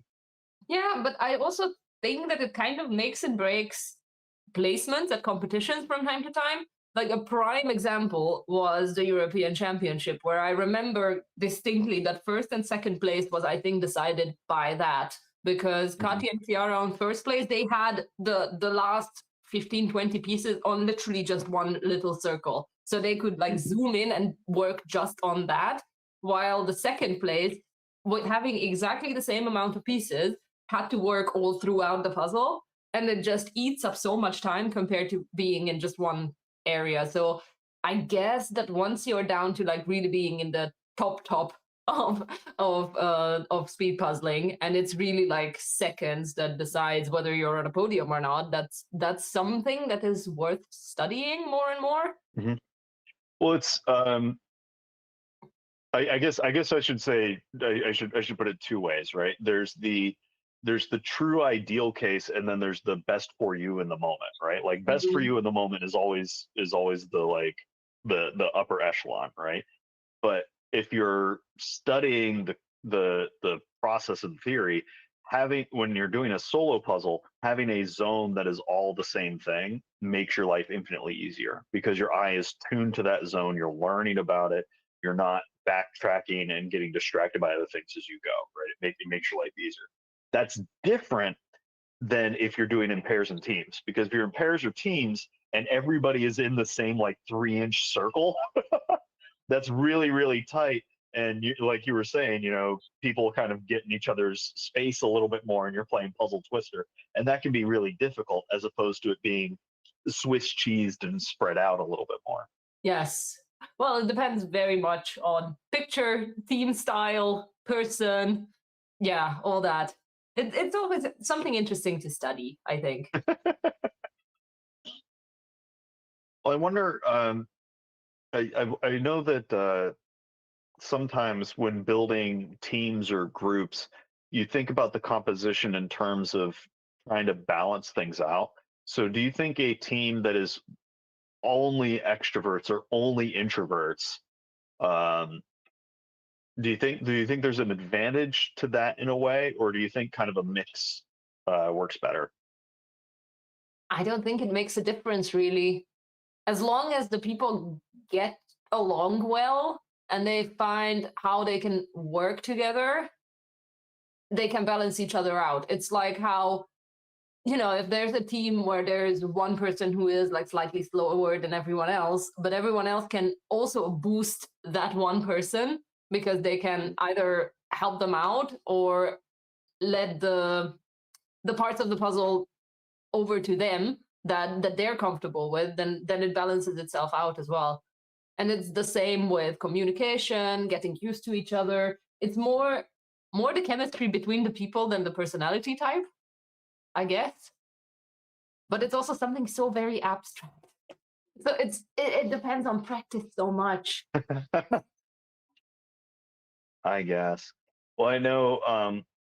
I know you have lots of other day to get to. With because your day just started. What time is it where you're at? It's I am 11 leaving almost. at 10 o'clock when the competition started. Yeah. So you're probably you're probably feeling. Do you have any shout outs or things you want to say to the puzzle world before you head off to your next adventure? Just lots of love to everyone. keep puzzling to everyone who is still at their puzzles. They're doing incredible. They're doing great. Well, thank you so much, Virgie, and congratulations on a fantastic time. You're absolutely wonderful. Thank you. You're doing incredible yourself. Thanks, Virgie. Only because of incredible people like you. Aw. Yeah, thanks everyone. Bye-bye. Bye. Yeah, so we are now at 2.5 hours. We still have 1 hour left, so I think we're looking really strong. We're definitely going to see the majority of people finish in the 3.5 hours. And shout outs to Marina Anderson, Mooney, and Alexandra, who just finished a few minutes ago. And actually, Mandy just finished as well. yeah, somebody disappeared from the screen. Maybe it was Mandy. Let me check. Or maybe she finished before. Yeah, there was somebody. I had 6 people on my screen, and one of them just disappeared. So somebody did fall out of the meeting. Oh no! Oh, I hope they fall back in. But as they're working, you can see Aaron in the upper left-hand corner coming into the close. That left-hand side of the puzzle being a little tricky, and that's Marguerite Kotz in the upper middle there, closing this out very, very quickly. You can see that they have a cheering squad right next to them, rooting them on, urging them to finish as quickly as possible. They're doing an amazing job here, closing out that sky. You can see that she's using a little bit of that circling technique to try to brute force some of those pieces in, where she grabs it, circles it around to try to see where it's going to land, and then drops it. Maria in the lower left-hand corner, very close to the finish as well. I think there's maybe about 10, 15. Oh, no, there's nothing sitting around. She's coming into the very end here. There's just a couple of pieces sitting on top of the puzzle. Who's going to be able to win this out between Maria and Marguerite in order to slide into the next slot? They are doing amazing right now. And Helen closes it out and hits the buzzer. Congratulations, Helen. Very well done. And there's Marguerite, hits the buzzer. Congratulations. Round of applause. The cheering session goes wild. Yeah, I just saw Maria Hakala finish, but it seems that the timer app is not working. Okay, Maria, we had you on screen, so we will add your time after the meeting. So Maria H, I will go back and check that, around the 2 hour and 32 minutes. Oh yes, and Jana is the one who fell out of the meeting. She's back in. Puzzle is done. Thanks, Jana. Okay, so yours is confirmed. Thanks. All right. Yeah, we'd love to have a chat now with Anna Siva from Slovenia and find out how she got on with the puzzle today. Oh, hi. Hello there. Yeah, I'm trying to get my phone so it will hold. Okay. That looks good. Hi. I think we met at the world record attempt. We were standing next to each other, right? Yeah. And you also very kindly came up to the commentating booth and gave us a strip to with the words spelled out of how to pronounce some of the Slovenian names. I really appreciate that. Because it was so funny listening to it. So, but the attempts were good. So. It's okay to say we were butchering the names. I appreciate the fix. We needed it. It was desperately needed and a great help. So thank you for that. Yeah, but I think more people could do that. So if you have a name that's a bit tricky and is for English speakers who have trouble with it, you can do what Anna did. She came up and she gave me a strip of paper and she said, "My friend is puzzling in this round, and this is how you pronounce her name." So she broke the name up. and said, this part of the name sounds like, and she put like a common English word, and then she said, that part of the name sounds like this part of an English speaking word. And I think that's the easiest part, is to be able to piece the parts together, because especially if there's like a J or a Z or a in there, they're pronounced very differently between English and other European languages. So that was really great. Thank you. No problem. It's actually a joke the night before when we were listening the live stream. It was just like, we should put like a little message how to say it. And we were just like, no, this is not good. But then some other people were like, no, it's cool. So then we kind of decided on it, and I actually brought it to you. Well, So, much appreciated, and congratulations on a great job today. yeah, I think it was my fastest time that it's not a gradient puzzle, like 1,000 pieces. So Really, very happy with it. congrats. Yeah. Even the shops, I think I did in 2 hours and 7 minutes or 8 minutes or something like that. So I actually did it faster than the shops. So I'm really surprised. That's so cool. I know that with those big chunky collages, people can run into a situation where they make a one big sort and then they resort that chunk, and so you end up retouching like 50 pieces or so, and that like adds up really quickly. So whenever you have something like this that looks a little more difficult because the zones are a little smaller, it can save you some touches. Tell us a little bit about how you attack this thing. Yeah, I think the most difference it made the setup that I have. I live in a very small apartment, so I have a round table, and I bought myself when I started speed puzzling like a sort of thin wood board, white board sort of, and it's perfect for 500 pieces, but it's really too small for 1,000. And last time on the shops, I put like a big canvas, like for art, to kind of puzzle on it, but it's rough, so the pieces don't slide on it. And it's also quite thick, so you can't slide pieces off because they turn on their back. So now, maybe I can show you. I bought Yeah. myself another board, and so I sort of made this weird. Oh, okay, that's what's going on. Yeah. Yeah. So basically, the other board stands on puzzles because, well, use what you have. So Yeah. so yeah, I think this setup worked quite good. Sorry, Anna, can you show that again? Sorry, I only had you on the small screen. I've just made you a bit bigger now. Sorry. So yeah. Oh, wow. I'm not sure if it shows. Yeah. Yeah, that's some puzzle engineering right there. a Yeah, puzzle well, table made from when you- stacks of puzzles with an extra board to extend the space. That's Yeah. quite genius. When you live on 35 square meters, ingenuity, take what you have. Yeah, you should put a photo of that on Instagram so we can share for all the people who have small apartments and say, and small tables, you can say you can construct yourself a table out of all your puzzles that you already own and like a board that costs like €7 or something like that. Yeah.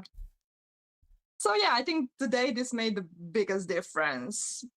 But I really like the puzzle. So like the sky came really quickly, then actually the cobblestones were really easy for me. Also, I think, well, the small sections like the turquoise shop and the red awning, this also came together quite quickly. I did lose some time on the roofs. Those were a bit tricky. But yeah, they're just kind of everything. I worked, I think, on everything a little bit. Whenever I recognized the piece where it went, I just put it in. You just kind of followed your eye a little bit more. Kinda, yeah. So that's cool. Yeah. I know. We're seeing several people here kind of coming into the final throws. You know, it's fun to see that some people are finishing up in the cobblestones, you were saying that you saw that pretty early and it was straightforward for you. Yeah, Did you like do a land and expand? Like how did you approach that area? the cobblestones. I think I started with people on the cobblestones. And then the size of the cobblestones also, because some the bottom are a bit bigger and then the back a bit smaller. So this helped. Also with the shadows from people, so some parts are a bit darker, and also shape work. I quite like shape work, so I'm not the biggest fan of like really busy pieces, and those cobblestones were just kind of light enough that didn't bother me like saturation wise. So They gave yeah, you a hint without yelling. sort of. Yeah, that's a good way of putting it. Very good. Yeah. Oh, that's so cool. Um, I know a lot of folks, they whenever you see a lot of duplication or texture that's very similar, people kind of like shut down whenever they see that and they hit the panic button. Um, but I think it's really cool that you're able to go through and say, well, that may be true, but let me use the shape of it now to work through. That's Yeah. really, really neat. I Did think for you me, the most panic was on the roofs because I thought that they're going to go together easier, but then I just kind of sort of not really. yeah. Uh, but like you said, after I calmed down a bit and actually looked at it, they started to go together quite quickly. Just the beginning part was a bit trickier. Did you do anything in particular to like calm yourself down to be able to see things? Like, do you have a mantra, or do you like redirect? Like, how do you control that particular aspect? I'm still trying to figure that out, honestly. Sometimes it just kind of happens. Uh, but I try to really notice like a moment when I haven't really put the piece in a few tries. Like maybe I tried like 10 pieces and nothing fits. So I try to notice that and then sort of like talk to myself, either completely switch section and try something else first, or maybe go back to sorting a little bit, maybe trying to find some more pieces. And I think after coming back, then it's a bit easier because you sort of shifted focus and now your eyes maybe catch some other things that you missed before. I really like that intentionality of noticing when you start hitting the struggle rather than waiting for the struggle to catch up to you. Yeah, I'm still working on that. It's still not perfect. Some puzzles still catch me on that. And after I finish it, I'm like, I spent so much time on something that unnecessarily just like struggling, unless like just like I could have stopped, maybe breathe it for 5 seconds, try to shift focus, and then do it again. But yeah, sometimes I do manage to catch myself. So Well, even the best in the world are still working through that, right? Like we're all like yeah. everybody's doing those kinds of things. Um, well, the main theme for today was about introversion and extroversion, and you had kind of an interesting answer to that. Want to tell us a little bit more about it? Yeah, well, I wrote that I'm an extroverted introvert. So for the longest time, I really thought about myself as like a really shy person, like really introverted person. But I kind of like when I was, I think, in university, I started to kicking my butt. So trying to speak to more people. I also worked in a lot of jobs when talking to people was necessary. So I kind of started to enjoy talking to people, not always. So that's why I say that I can look extroverted, I can act extroverted, but I do need time for myself. So also, I'm a pharmacist, so I work with people all the time, basically. So mostly cranky people. Uh, but yeah, so after coming home, I just need my alone time. I can't like after work go to, I don't know, a bar and hang with people and just like I need my alone time. But yeah, puzzles are also something that I don't know. It's a hobby and it's something else to talk about. So you sometimes don't struggle like with what to talk to people. You have like a common interest, so you're always sure that if you start talking about puzzles, like people are going to like it if they're there because of puzzles. So it's easier that way. So yeah. It's a nice little gateway point to just like start talking and communicating and Yeah. hanging out a little Yeah. bit. Yeah. No, I totally feel you on the sometimes sometimes being extroverted whenever it feels required or needed, but then using the Sorta, yeah. introversion recharge time. When you're puzzling at like an event or even something like this, do you find that you need less recharge time or more recharge time on your own? That's interesting because after puzzle events, I'm mostly fine.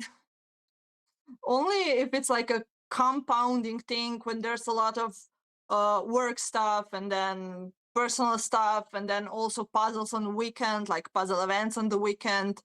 And then you basically have 2-3 weeks without any day off. After that, I notice even after puzzle events, like sort of a fatigue coming in and I just need alone time. Yeah. But otherwise, like after Spain, I really didn't need any time off sort of for myself. So that was good. That's so cool. Do you do you do you have a preference for doing solo rounds versus pairs and teams, or I like all of them. Puzzling in a pair, I never thought that it would be so cool, but me and Moita sort of really clicked. And yeah, puzzling there is amazing. I also really like solos, although there it really depends on how I'm feeling, because sometimes solo it's really good, sometimes you're not feeling so good. Maybe having someone around would be better. And teams are also sort of a really cool social experiment, sort of. I remember when we started with our team, now we get along, I would say, really, really good. But in the beginning, like getting how to communicate with everyone, how to sort of combine everyone's puzzling style, we did need it a few tries to get it almost right.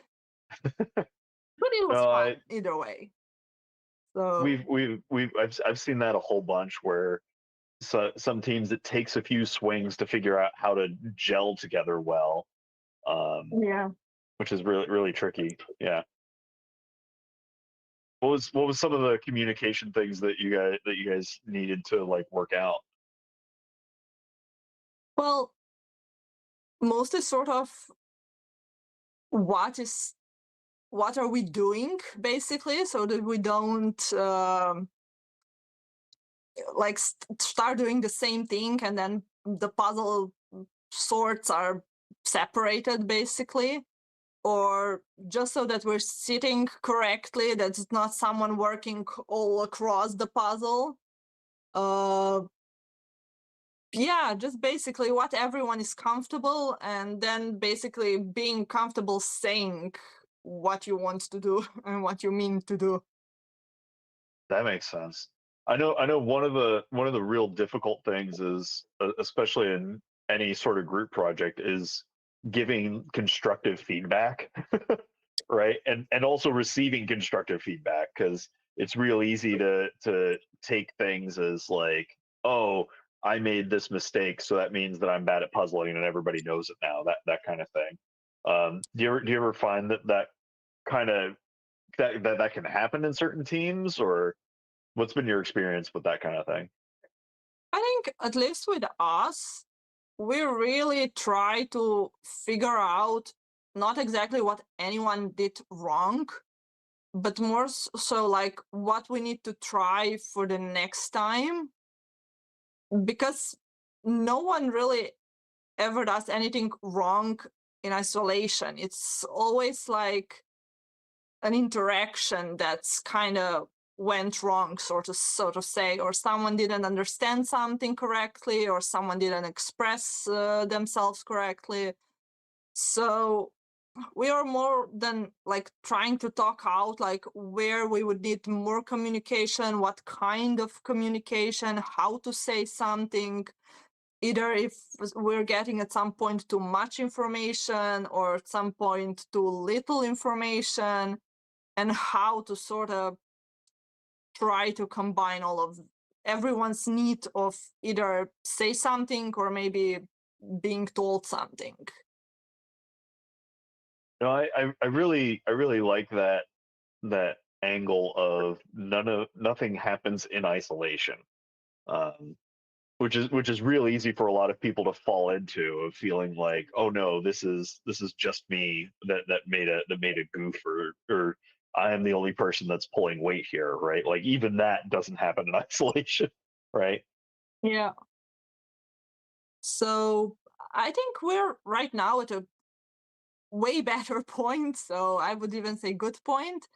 But like, yes, it did take a few tries. So Yeah. Well, yeah. there's always going to be growing pains, and I know one of the things that's really cool in the puzzle community is um, people just going out and at a random event and puzzling with people that they would not have puzzled with in other events, and just being like, hey, we're gonna hang out today and have fun.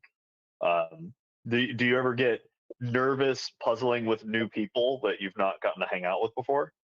I actually didn't have that many opportunities for that yet, because pretty much every time we puzzled in a group, we were even training for worlds or puzzling together. So I basically, yeah, in a group puzzling, I always puzzled with the same group.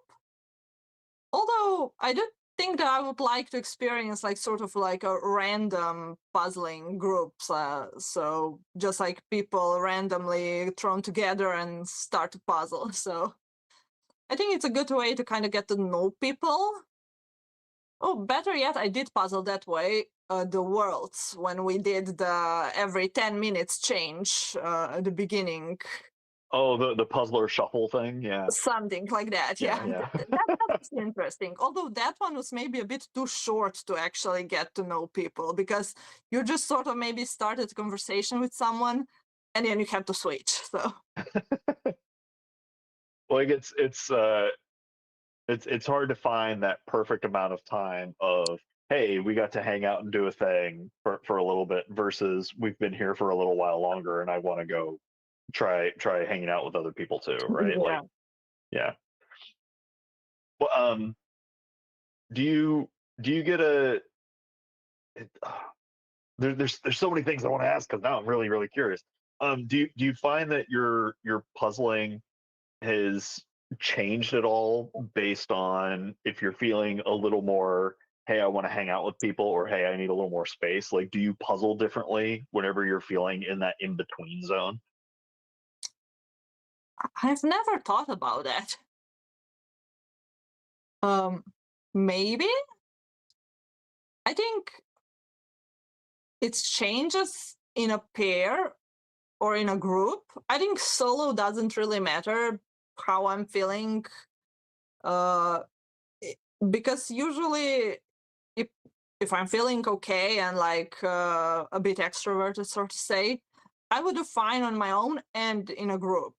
But if I'm feeling a bit low energy, then sometimes puzzling in a pair, I get a bit quieter, not as much communication is going on, which can be seen as sort of like the puzzle time struggles at the end, because it's just a little bit slower because of the missed communication.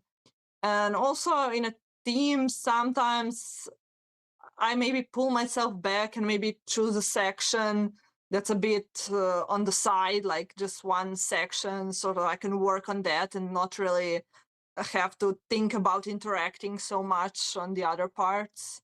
Not worry about the puzzle twister. So yeah, something like that. But yeah, if I'm feeling really good, I think yeah, I can really connect with people and kind of communicate and accept feedback and sort of yeah, I think I haven't really thought about it. So this is more just like a top of my head. Oh no worries at all. I'm there's so much about speed puzzling that people are still exploring and figuring out, and I don't think anybody has all the answers for all the things yet. Otherwise, we'd be a totally different sport, right? Which is Yeah. really really cool. I know that there's a lot of puzzlers that whenever they're puzzling in pairs, they kind of swing between being really glad that somebody else is there to help take the pressure off, and also feeling a lot of pressure because they don't want to let the other person down, right? Do you ever find yourself kind of swinging between those two ends, or I think I'm mostly on the really glad someone is there side. Uh,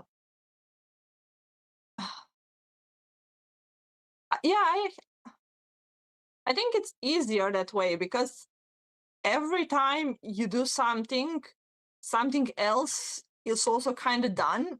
And if like with my pair, I do have sort of like an unspoken agreement, then we can basically take whatever. Even if someone else is doing some part, you can just kind of come in and put some other pieces in it. And we don't really mind each other if the hands just go across from one another. And we sometimes say that we're actually playing like a puzzle chess, sort of just like one after the other. The one person puts one piece, then the other another one, and sort of just like goes like click, click, click, click. So whenever that happens, it's really cool. And yeah, whenever this feelings arises in the pair, it's one of the most amazing parts, like sort of really connecting with someone and working on the same part, and everything just comes together. So I think I'm mostly on that side. I don't really remember that I would puzzle sometimes that I wasn't glad that there's another person there. that's so cool. I know it's very rare for anybody to be like 100% all the things one way or the other, right? Like it always slides a little bit. But that's so cool that you think of it as like a fun game of puzzle chess with another person rather than like against the other person. It's so cool to have that kind of collaboration vibe. um, I know one of the things that, because we've talked to a lot of puzzlers. One of the things that can spook people is when they know that the camera is on them, right? And like they know they're being watched. Do you ever feel a surprise pressure of people are watching you, or is that kind of a welcome comfort of, oh, other people are here with me? I don't know. I don't really think about the camera that much. I think it's because it's mostly just filming my hands, so I don't have to like worry what kind of faces I'm making, because I'm sure my faces are sometimes really weird. uh, but the worlds, I mostly just put my headphones on, and when I'm in the puzzle, I mostly didn't even realize that there was a camera on me. I later learned that on the qualification round, there was a camera on me for quite some time. I had no idea. So when I really get into the puzzle, I don't really notice a lot around me. So, but I do think that I do better like in person competitions, because it's just that a little bit less chance of me losing myself in my mind and just kind of forgetting that I'm puzzling for speed. Yeah. So yeah. Yeah, it's fun how the different events kind of create different vibes in terms of does this feel like a cozy I'm around other people, or does this feel a little more like I need to block everything and everyone else out a little bit more. Like right now we can see Katarina coming in on the close is only a few pieces away. Can she keep it under the 3-hour line? Same thing with Sabina. There's only a few pieces. I think Katarina hits it. Yeah, there we go. Katarina got under the 3-hour line. And Congratulations. Matthias finishes as well. And Matthias, Yeah. yes, let's go. And Sabina, final pieces. Yeah, looking really good here. We also just had in the last minutes, we also had Nora and Columbine and Simona finish all under the 3 hours. Can Sabina do it? Oh, just a few more pieces. Come on. Team believe. Team believe. Come on. Get those last ones in. Just rotate them. Sink it. You can do it. Oh, It's one so more close. piece. Just over, but that's amazing. You did wonderful, Sabina. Congratulations. Congrats, Sabina. Well, thank you so much for chatting with us, Anna. And I really liked your answer because it kind of reminded me also when I went to university, I also told myself like I didn't want to be so shy, and I made a point of trying to go up to people who were standing by themselves and start a conversation. And I feel like I kind of like, fake it until you make it. Like you can act more extroverted than you feel in the moment. And at some point it just becomes normal, and then it's not an act anymore. It's just like, who you are. So yeah, I like how you wanted to challenge yourself and put yourself out there. Thank you for having me. Yeah, thanks, Anna. And Congratulations on a great time. Yeah. Thank you. Enjoy the rest of your Sunday. You too. Bye-bye. Bye. So we just crossed the 3-hour line, and we still have some puzzlers going. We have 30 minutes left, so exciting to see how our puzzlers get on in the next 30 minutes. But definitely we'll see some finishes. Alexandra is looking really strong there, just with blue rooftops or left to go. So yeah, and some fill-in. Let's go. And Wendy has so the pink buildings, okay, filling those in, so looking really good there. Let's have a chat with Alexandra from Switzerland, who's been waiting patiently in the back there. Hi. Oh, hang on. Oh, yep, yes, I can see you now. Hello. Tell us about your experience today. How was it to puzzle 1,000 pieces on a Sunday morning? I did the 500 before, so it was nice. It's really a nice picture. I liked all these colors. Yeah, it was a pleasure. And I almost met my time I wanted to have. Almost, yeah. Have you speed puzzled 1,000 pieces before? Yes, the shops. Ah, okay. Yeah. So what made this one a little bit tricky, or were there some parts of the puzzle that maybe were a bit confusing?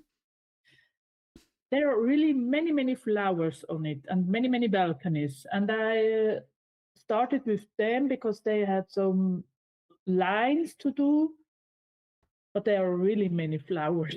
Yes. More and more and windows, and that was not as easy as I expected. But I then switched to the sky and to the ground, to the people, so I really puzzled here and there. And I started with the border, which is not normal for me. Okay, so why did you then gravitate to the border on this one when that's not your usual starting point? Because it seemed easy, and it was easy, except of the pave on the bottom. Oh, the pavement, yeah.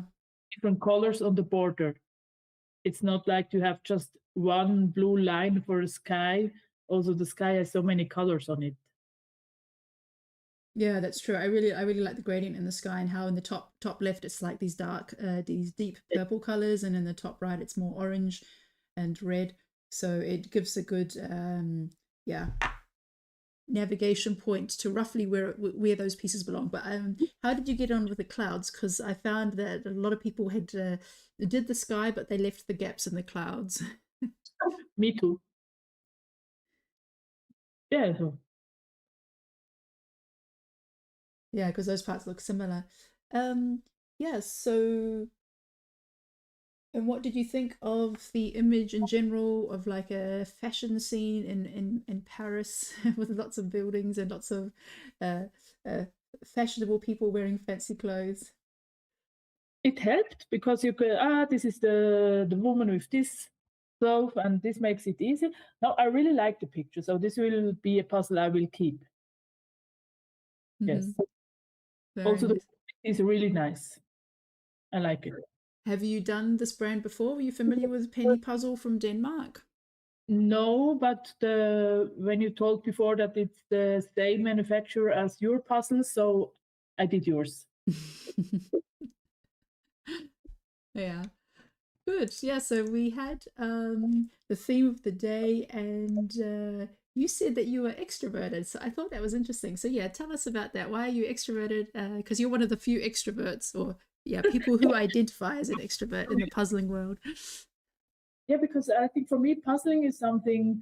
Okay, I did so many things this weekend. I started Thursday and Friday with many escape rooms, and there, yeah, you have to be extroverted to communicate, to make come to your target.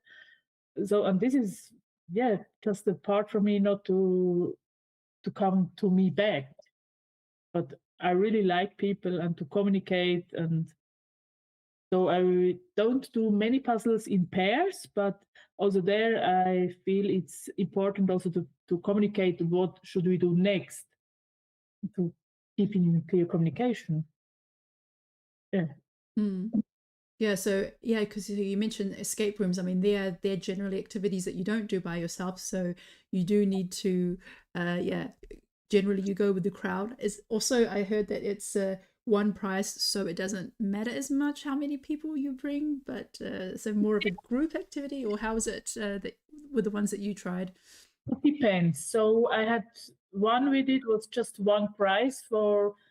It didn't matter how many people you were, and normally I do it in a pair, the escape room, because then you have the more things you can do, and it's the easiest communication. Normally then one talks, one listen, but others it depends on how many people you are. And of course, puzzling is much less expensive than escape rooms. Okay, that's it. But it's both really a pleasure. It's yeah. So we just had Wendy finish a moment ago. Congrats, Wendy. And Wendy deserves a good rest now, puzzling in the middle of the night. Thank you for joining us.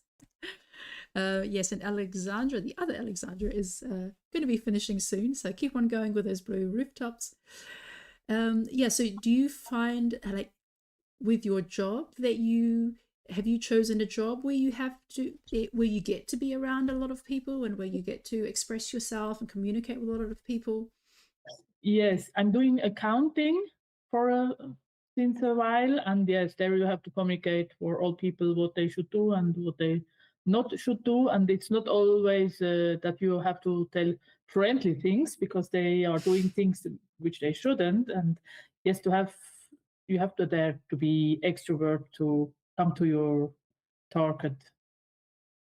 Yeah, I remember seeing a post on Instagram, and it was about someone saying, "I'm an introvert, but I chose a career that requires people to be extroverted." Oh damn! I made the wrong decision.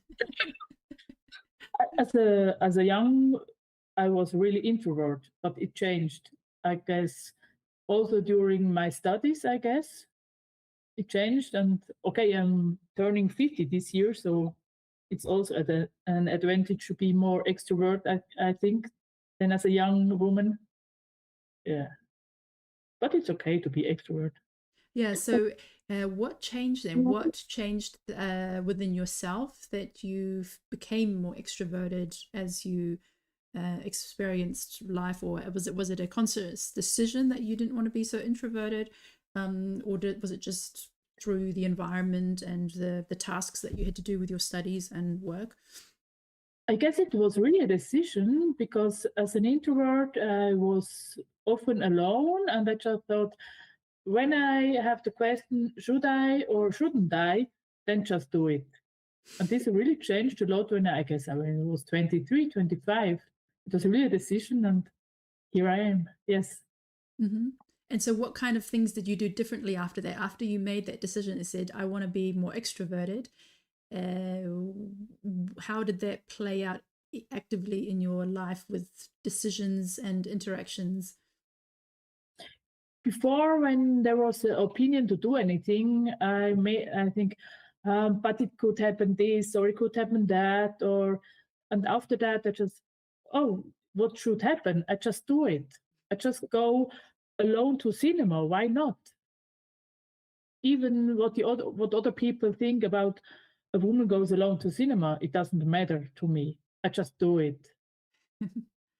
That's great. You know what? Once, when I was a teenager, I remember going a lot to concerts with my friends, and there was a band that I really, really enjoyed, and I had their CD, and I loved it. And then I heard that they were coming to my city, and I wanted to go to the concert, but none of my friends wanted to go or they couldn't go. And then I had this like dilemma, like, do I go by myself to a concert? Like, oh, that's so embarrassing. Like, oh, it looks like I've got no friends. But also I really want to go and see these people that I enjoy. And I remember deciding to go anyway. And when you're standing in a crowd, nobody notices like who you're with. And I had such a great evening. I absolutely enjoyed the concert. And it's often the mental game to decide. And I think, who was it? I don't know, maybe it's something that my dad said, or maybe it's something, some quote I heard. It's that often something to do with that people. Oh, Alexandra just finished. Go, Alexandra. Good job. Congrats. Just confirm you're finished. Yeah, people, something along the lines of that. People are too busy thinking about themselves to think about you, or something like that. And I remember seeing a comic strip. It was some people all standing or sitting in a train, and each one has a speech bubble above their head, and each one is thinking, oh, why is everyone so like rude and unfriendly, or something like this. But everybody is thinking about everybody else. And it's often we think people care so much about what we're doing, when really they're thinking about what's going on in their head. And we don't want to live our lives being held back by what other people might think, when in reality they're not even thinking. They don't even know that you're there. So we may as well do what makes us happy, whether it's going to the cinema because you want to see that film, or going to a concert by yourself, or anything, and then realizing like you feel comfortable with that and you had a great time anyway. Yes. I will going to US this year for 10 days to doing just escape rooms and coming back. Sounds stupid to many people. For me, it's perfect holiday. Alexandra, have you met Tammy McLeod? No. Okay. Tammy's one of the like US puzzlers, but she also rates and competes in escape rooms. Okay.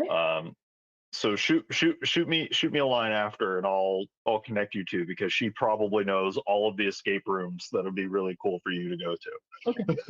I'm so glad that I don't have to organize anything, because I'm going with Heiner and Anna, and they did so many. Heiner did over 3,000 in his life. I just have around 217, so it's not so much. Yeah, I didn't even know there were that many escape rooms to begin with. That's amazing. 3,000 escape rooms. Wow. Yeah, there are so many, and it's such a fun. It's incredible. The locksmith at his hometown must be so upset. Okay. I'm so happy to visit US just for doing escape rooms. Yeah, the locksmith is the person who makes all the locks on houses and doors. And if your friend has gone to 3,000 escape rooms, and maybe he knows how to get into every door in every house. Yeah. Then tell me the process. What made you go to your first escape room? Was it something that you wanted to do out of your own curiosity, or what were you kind of dragged along by somebody else? I read it on a newspaper and I thought, should I ask any friend to come with me somewhere inside to find out? This sounds really strange.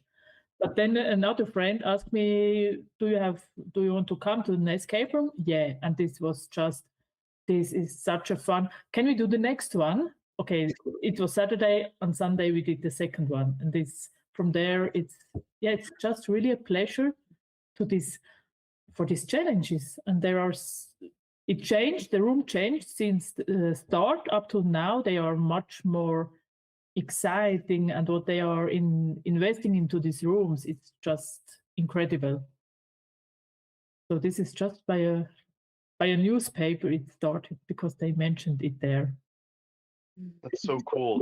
Do you I know a lot of times going to an escape room you go with people that you know, but you can also go to an escape room and just tack on with another group that's there. Do you prefer to go with your own group, or is it fun for you to like get thrown in with random people? Normally I have my fixed group, but I also met people through Facebook where they were looking for people to do escape rooms in Switzerland with them. And so I met two pairs from Germany and just started with one pair. We did 8 rooms in a day. I didn't knew them before, and it was such a pleasure. It sounds like escape rooms are addictive. Oh yeah, they are. It's just fun. It becomes more difficult to find rooms which are close enough for just a Friday, but it's really it's addictive, like puzzles. Have you learned anything about yourself from doing so many escape rooms? Always to communicate clear, and that I'm able to do that. Yeah, I guess this. And I can do things even I don't like to do them. Okay, you have to do this puzzle, otherwise you will not come forward. Okay, then I do it. I don't like it, but I do it. Yes. Yeah. I just see that Lydia has her last pieces in her hand and is coming into the finish. Yay, go Lydia. And what's interesting is that Lydia is now doing it upside down. She was on the other side of the table, but that's the advantage of having these foldable tables that you can just place in the middle. They're not so heavy as wood, and you can just place them in the middle of the room and jump around. Well done, Lydia. Good job. Let's go. Yes. Just gonna... Yeah, and I like how you said, I think being extroverted makes it easier to connect with others, to find solutions that help you to solve the puzzles better. Mm-hmm. Yeah. So do you think, and so being extroverted helps you, to find solutions, to communicate. So what would your advice be to someone who would like to be more extroverted or like to improve their communication? I started with, okay, what should I say in certain situations? Earlier in my life, I didn't like to do phone calls. And then I just prepared for me, what should I say in such a moment? And like this, to be prepared, it makes it easier to just take the phone and call anyone. To think about, what should I say then? What would I really like to know from other puzzlers? And just start, communicate, they don't bite. They're just a real nice community, so you are really allowed to ask questions. That's lovely. Do you have any events coming up where you're going to be mingling with some puzzlers? So so that's the first question. I will be on the Swiss championship in October. Before I don't have time due to job and holidays and yeah, but there I will be in all 3 parts. Have you converted any of your escape room friends to speed puzzling or puzzles in general? No, I work with them in escape rooms, but they are not doing it so addictive like me. There are more board game friends, and other nice hobbies are board games. I try not to have more puzzles than board games. That's okay. So that either tells me you have a lot of board games or you don't have a lot of puzzles. My limit for board games is 200. Okay, yeah, that tracks. Yeah. How do you keep track of your puzzles? How many puzzles and board games you have? For the board games, I have a list. For the puzzles, I don't have a list because I always change them with other people. I don't have such much heart in all my puzzles, so it's easy for me to give them away. But for the board games, these are the games I really like. So for them, I have the list to know that I'm not over the 200s.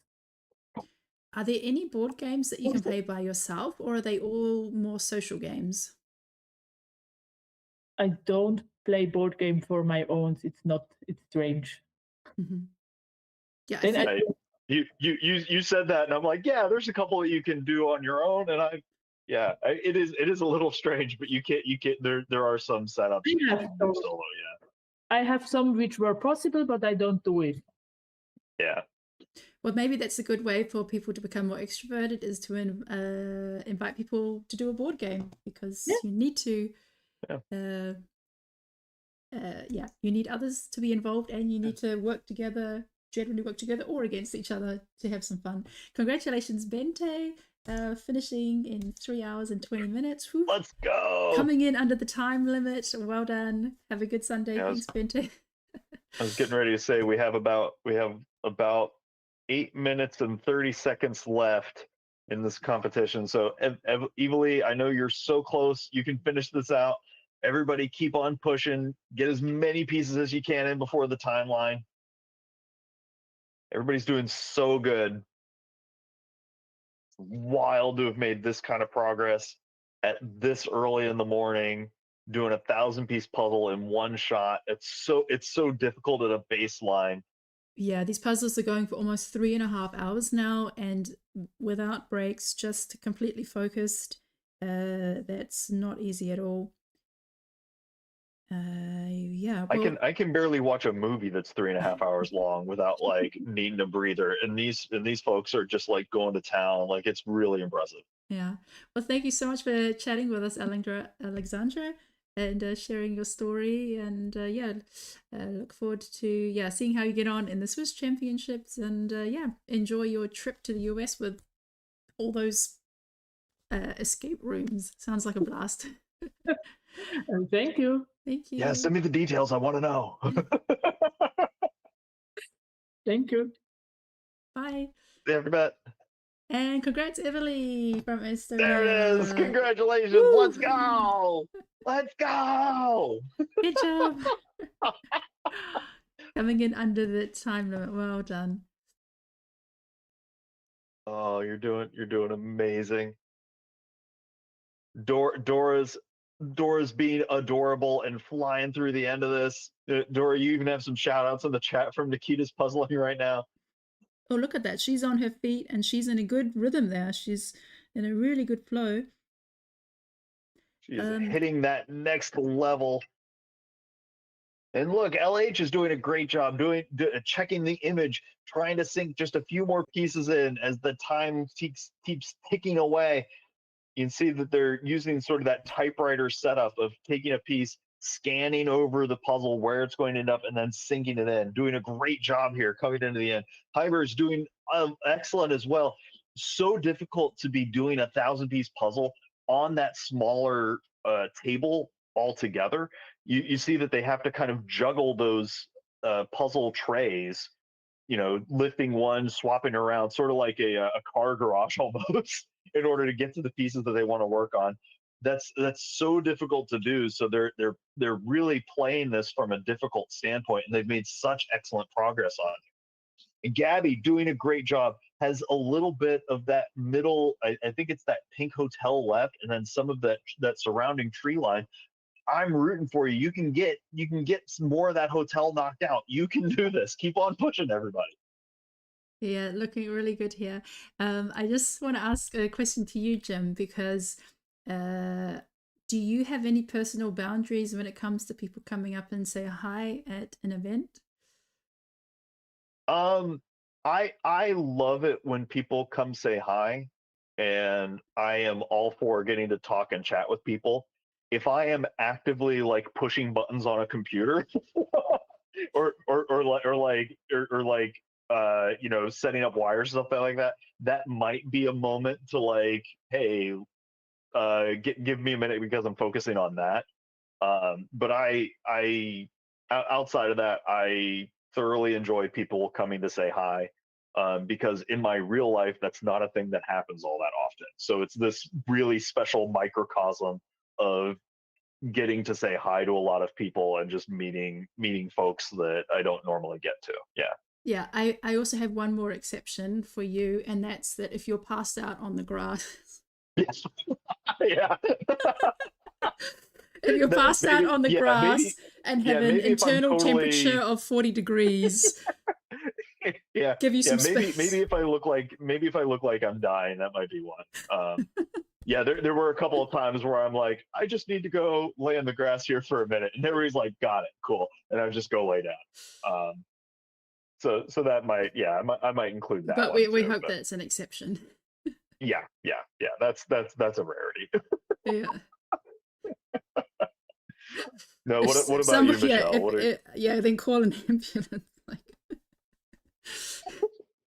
yeah, no, I'm pretty good as well. Just when I'm sitting at the commentary desk, kind of checking that all my devices are plugged in, because we did have that sometimes like the phone or the tablet was not plugged in, and we had to charge it during the stream, or checking the participant list because like the internet was not that good. So I was like screenshotting the participant list just to make sure that I had it on my phone. Yeah, but we genuinely love getting to like talk with people and meet you in like real space, not just as the 1.5-inch size version of you that we usually see on a screen. Yeah, I really enjoy it when people come up and say hi. So one kind of awkward moment was going up to Kristen Tuve, and I was just like so excited. Like this was obviously the Worlds before, and I came up and I was like, oh, hi Kristen, because obviously we communicated with over Instagram, and she'd won different competitions in the EJJ, and I was just so happy to say hi to her. And then I was like in the middle of saying something, and then somebody came up right at that moment and then was like, oh, hi Kristen, and then it started a conversation, and then I kind of like was like, okay, I was just like, and then I ended up just like walking away. And I also felt that I was bothering her, but I think she's also not that used to having people coming up. But after she won, I went up and said hi again. She had her flag and her trophy, and I congratulated her, and then she said that she really appreciated participating in the EJJs, and that it really meant a lot to her to have like all this training, and also just competing at a very high level in between the worlds. And so that really meant a lot to me, and kind of took away the awkwardness from the first meeting. So it happens sometimes that meeting your heroes is a bit awkward, but it doesn't mean it has to be like that all the time. And sometimes after that, after that, it's easier. I totally agree, and I still tell people that I will be more awkward than they are, most likely running into them. So there's a lot of puzzlers that I'm like, oh man, I'm so excited to actually get to like see. Like I was hyped to see Tobias, and I was kind of starstruck and kind of awkward. And he's a huge sweetheart, but I was a little awkward, and that happens, right? Like we all get excited. Yeah. So it does. There's a lot of awkward moments that happen, but that doesn't have to be your enduring memory of that person. It gets better. But yeah, we're coming up to the last minute. We have 1 minute left. So giving all our encouragement and best wishes to Heike, Gabby, Luan, and Dora. Get a few more pieces in. Keep on pushing for the last minute. And then you can take your break. See if you can get 2 more in. Just 2 more. I believe in you. We all believe in you. The entire world is behind you right now. I know that also feels a lot of pressure. Like we're saying, get 2 more in or else. No. We are rooting for you. We know you can do it. We have full belief in your skills. You're doing it. Dora, you're amazing. Hyber, you're doing excellent. Gabby, getting that last one in. Luan, checking everything, getting the 1 more in. I believe in you. You can do it. Totally possible. 10, 9, 8, 7, 6, 5, 4, 3, 2, 1. Stop. Hey, there it is. Congratulations. Luan, I saw you sneak that one in right under the gun. That was great. Congratulations. That's 3.5 hours of puzzling. Amazing effort by everyone. And we're thrilled that you gave it your best effort over this competition. So yeah, thanks Nikita for being with us since the beginning. And Nikita, where are you? Are you in the US? Because you seem to follow a lot of the US streamers. Are you puzzling in the middle of the night? So thank you for all those who've joined us to participate and also to cheer on the participants. It's been a wonderful competition. Yeah, so you can count up your leftover pieces and then add that to the timer app.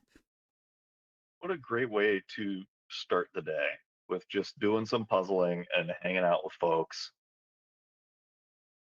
I know for some people they listen to the stream while they're puzzling, so that way they have something to focus on. I know other people try not to listen to the stream at all because it stresses them out. But it's also cool to know that regardless of if you're listening or not listening, folks are here and rooting for you no matter what. And that's the really cool thing. Yeah, so Nikita said she was listening to the stream like it was a podcast while she's doing her Sunday living room reset. Yes, that's also a good thing to have it playing in the background while like preparing for the week. Oh yeah, bracing for the storm that is a Monday. Yes.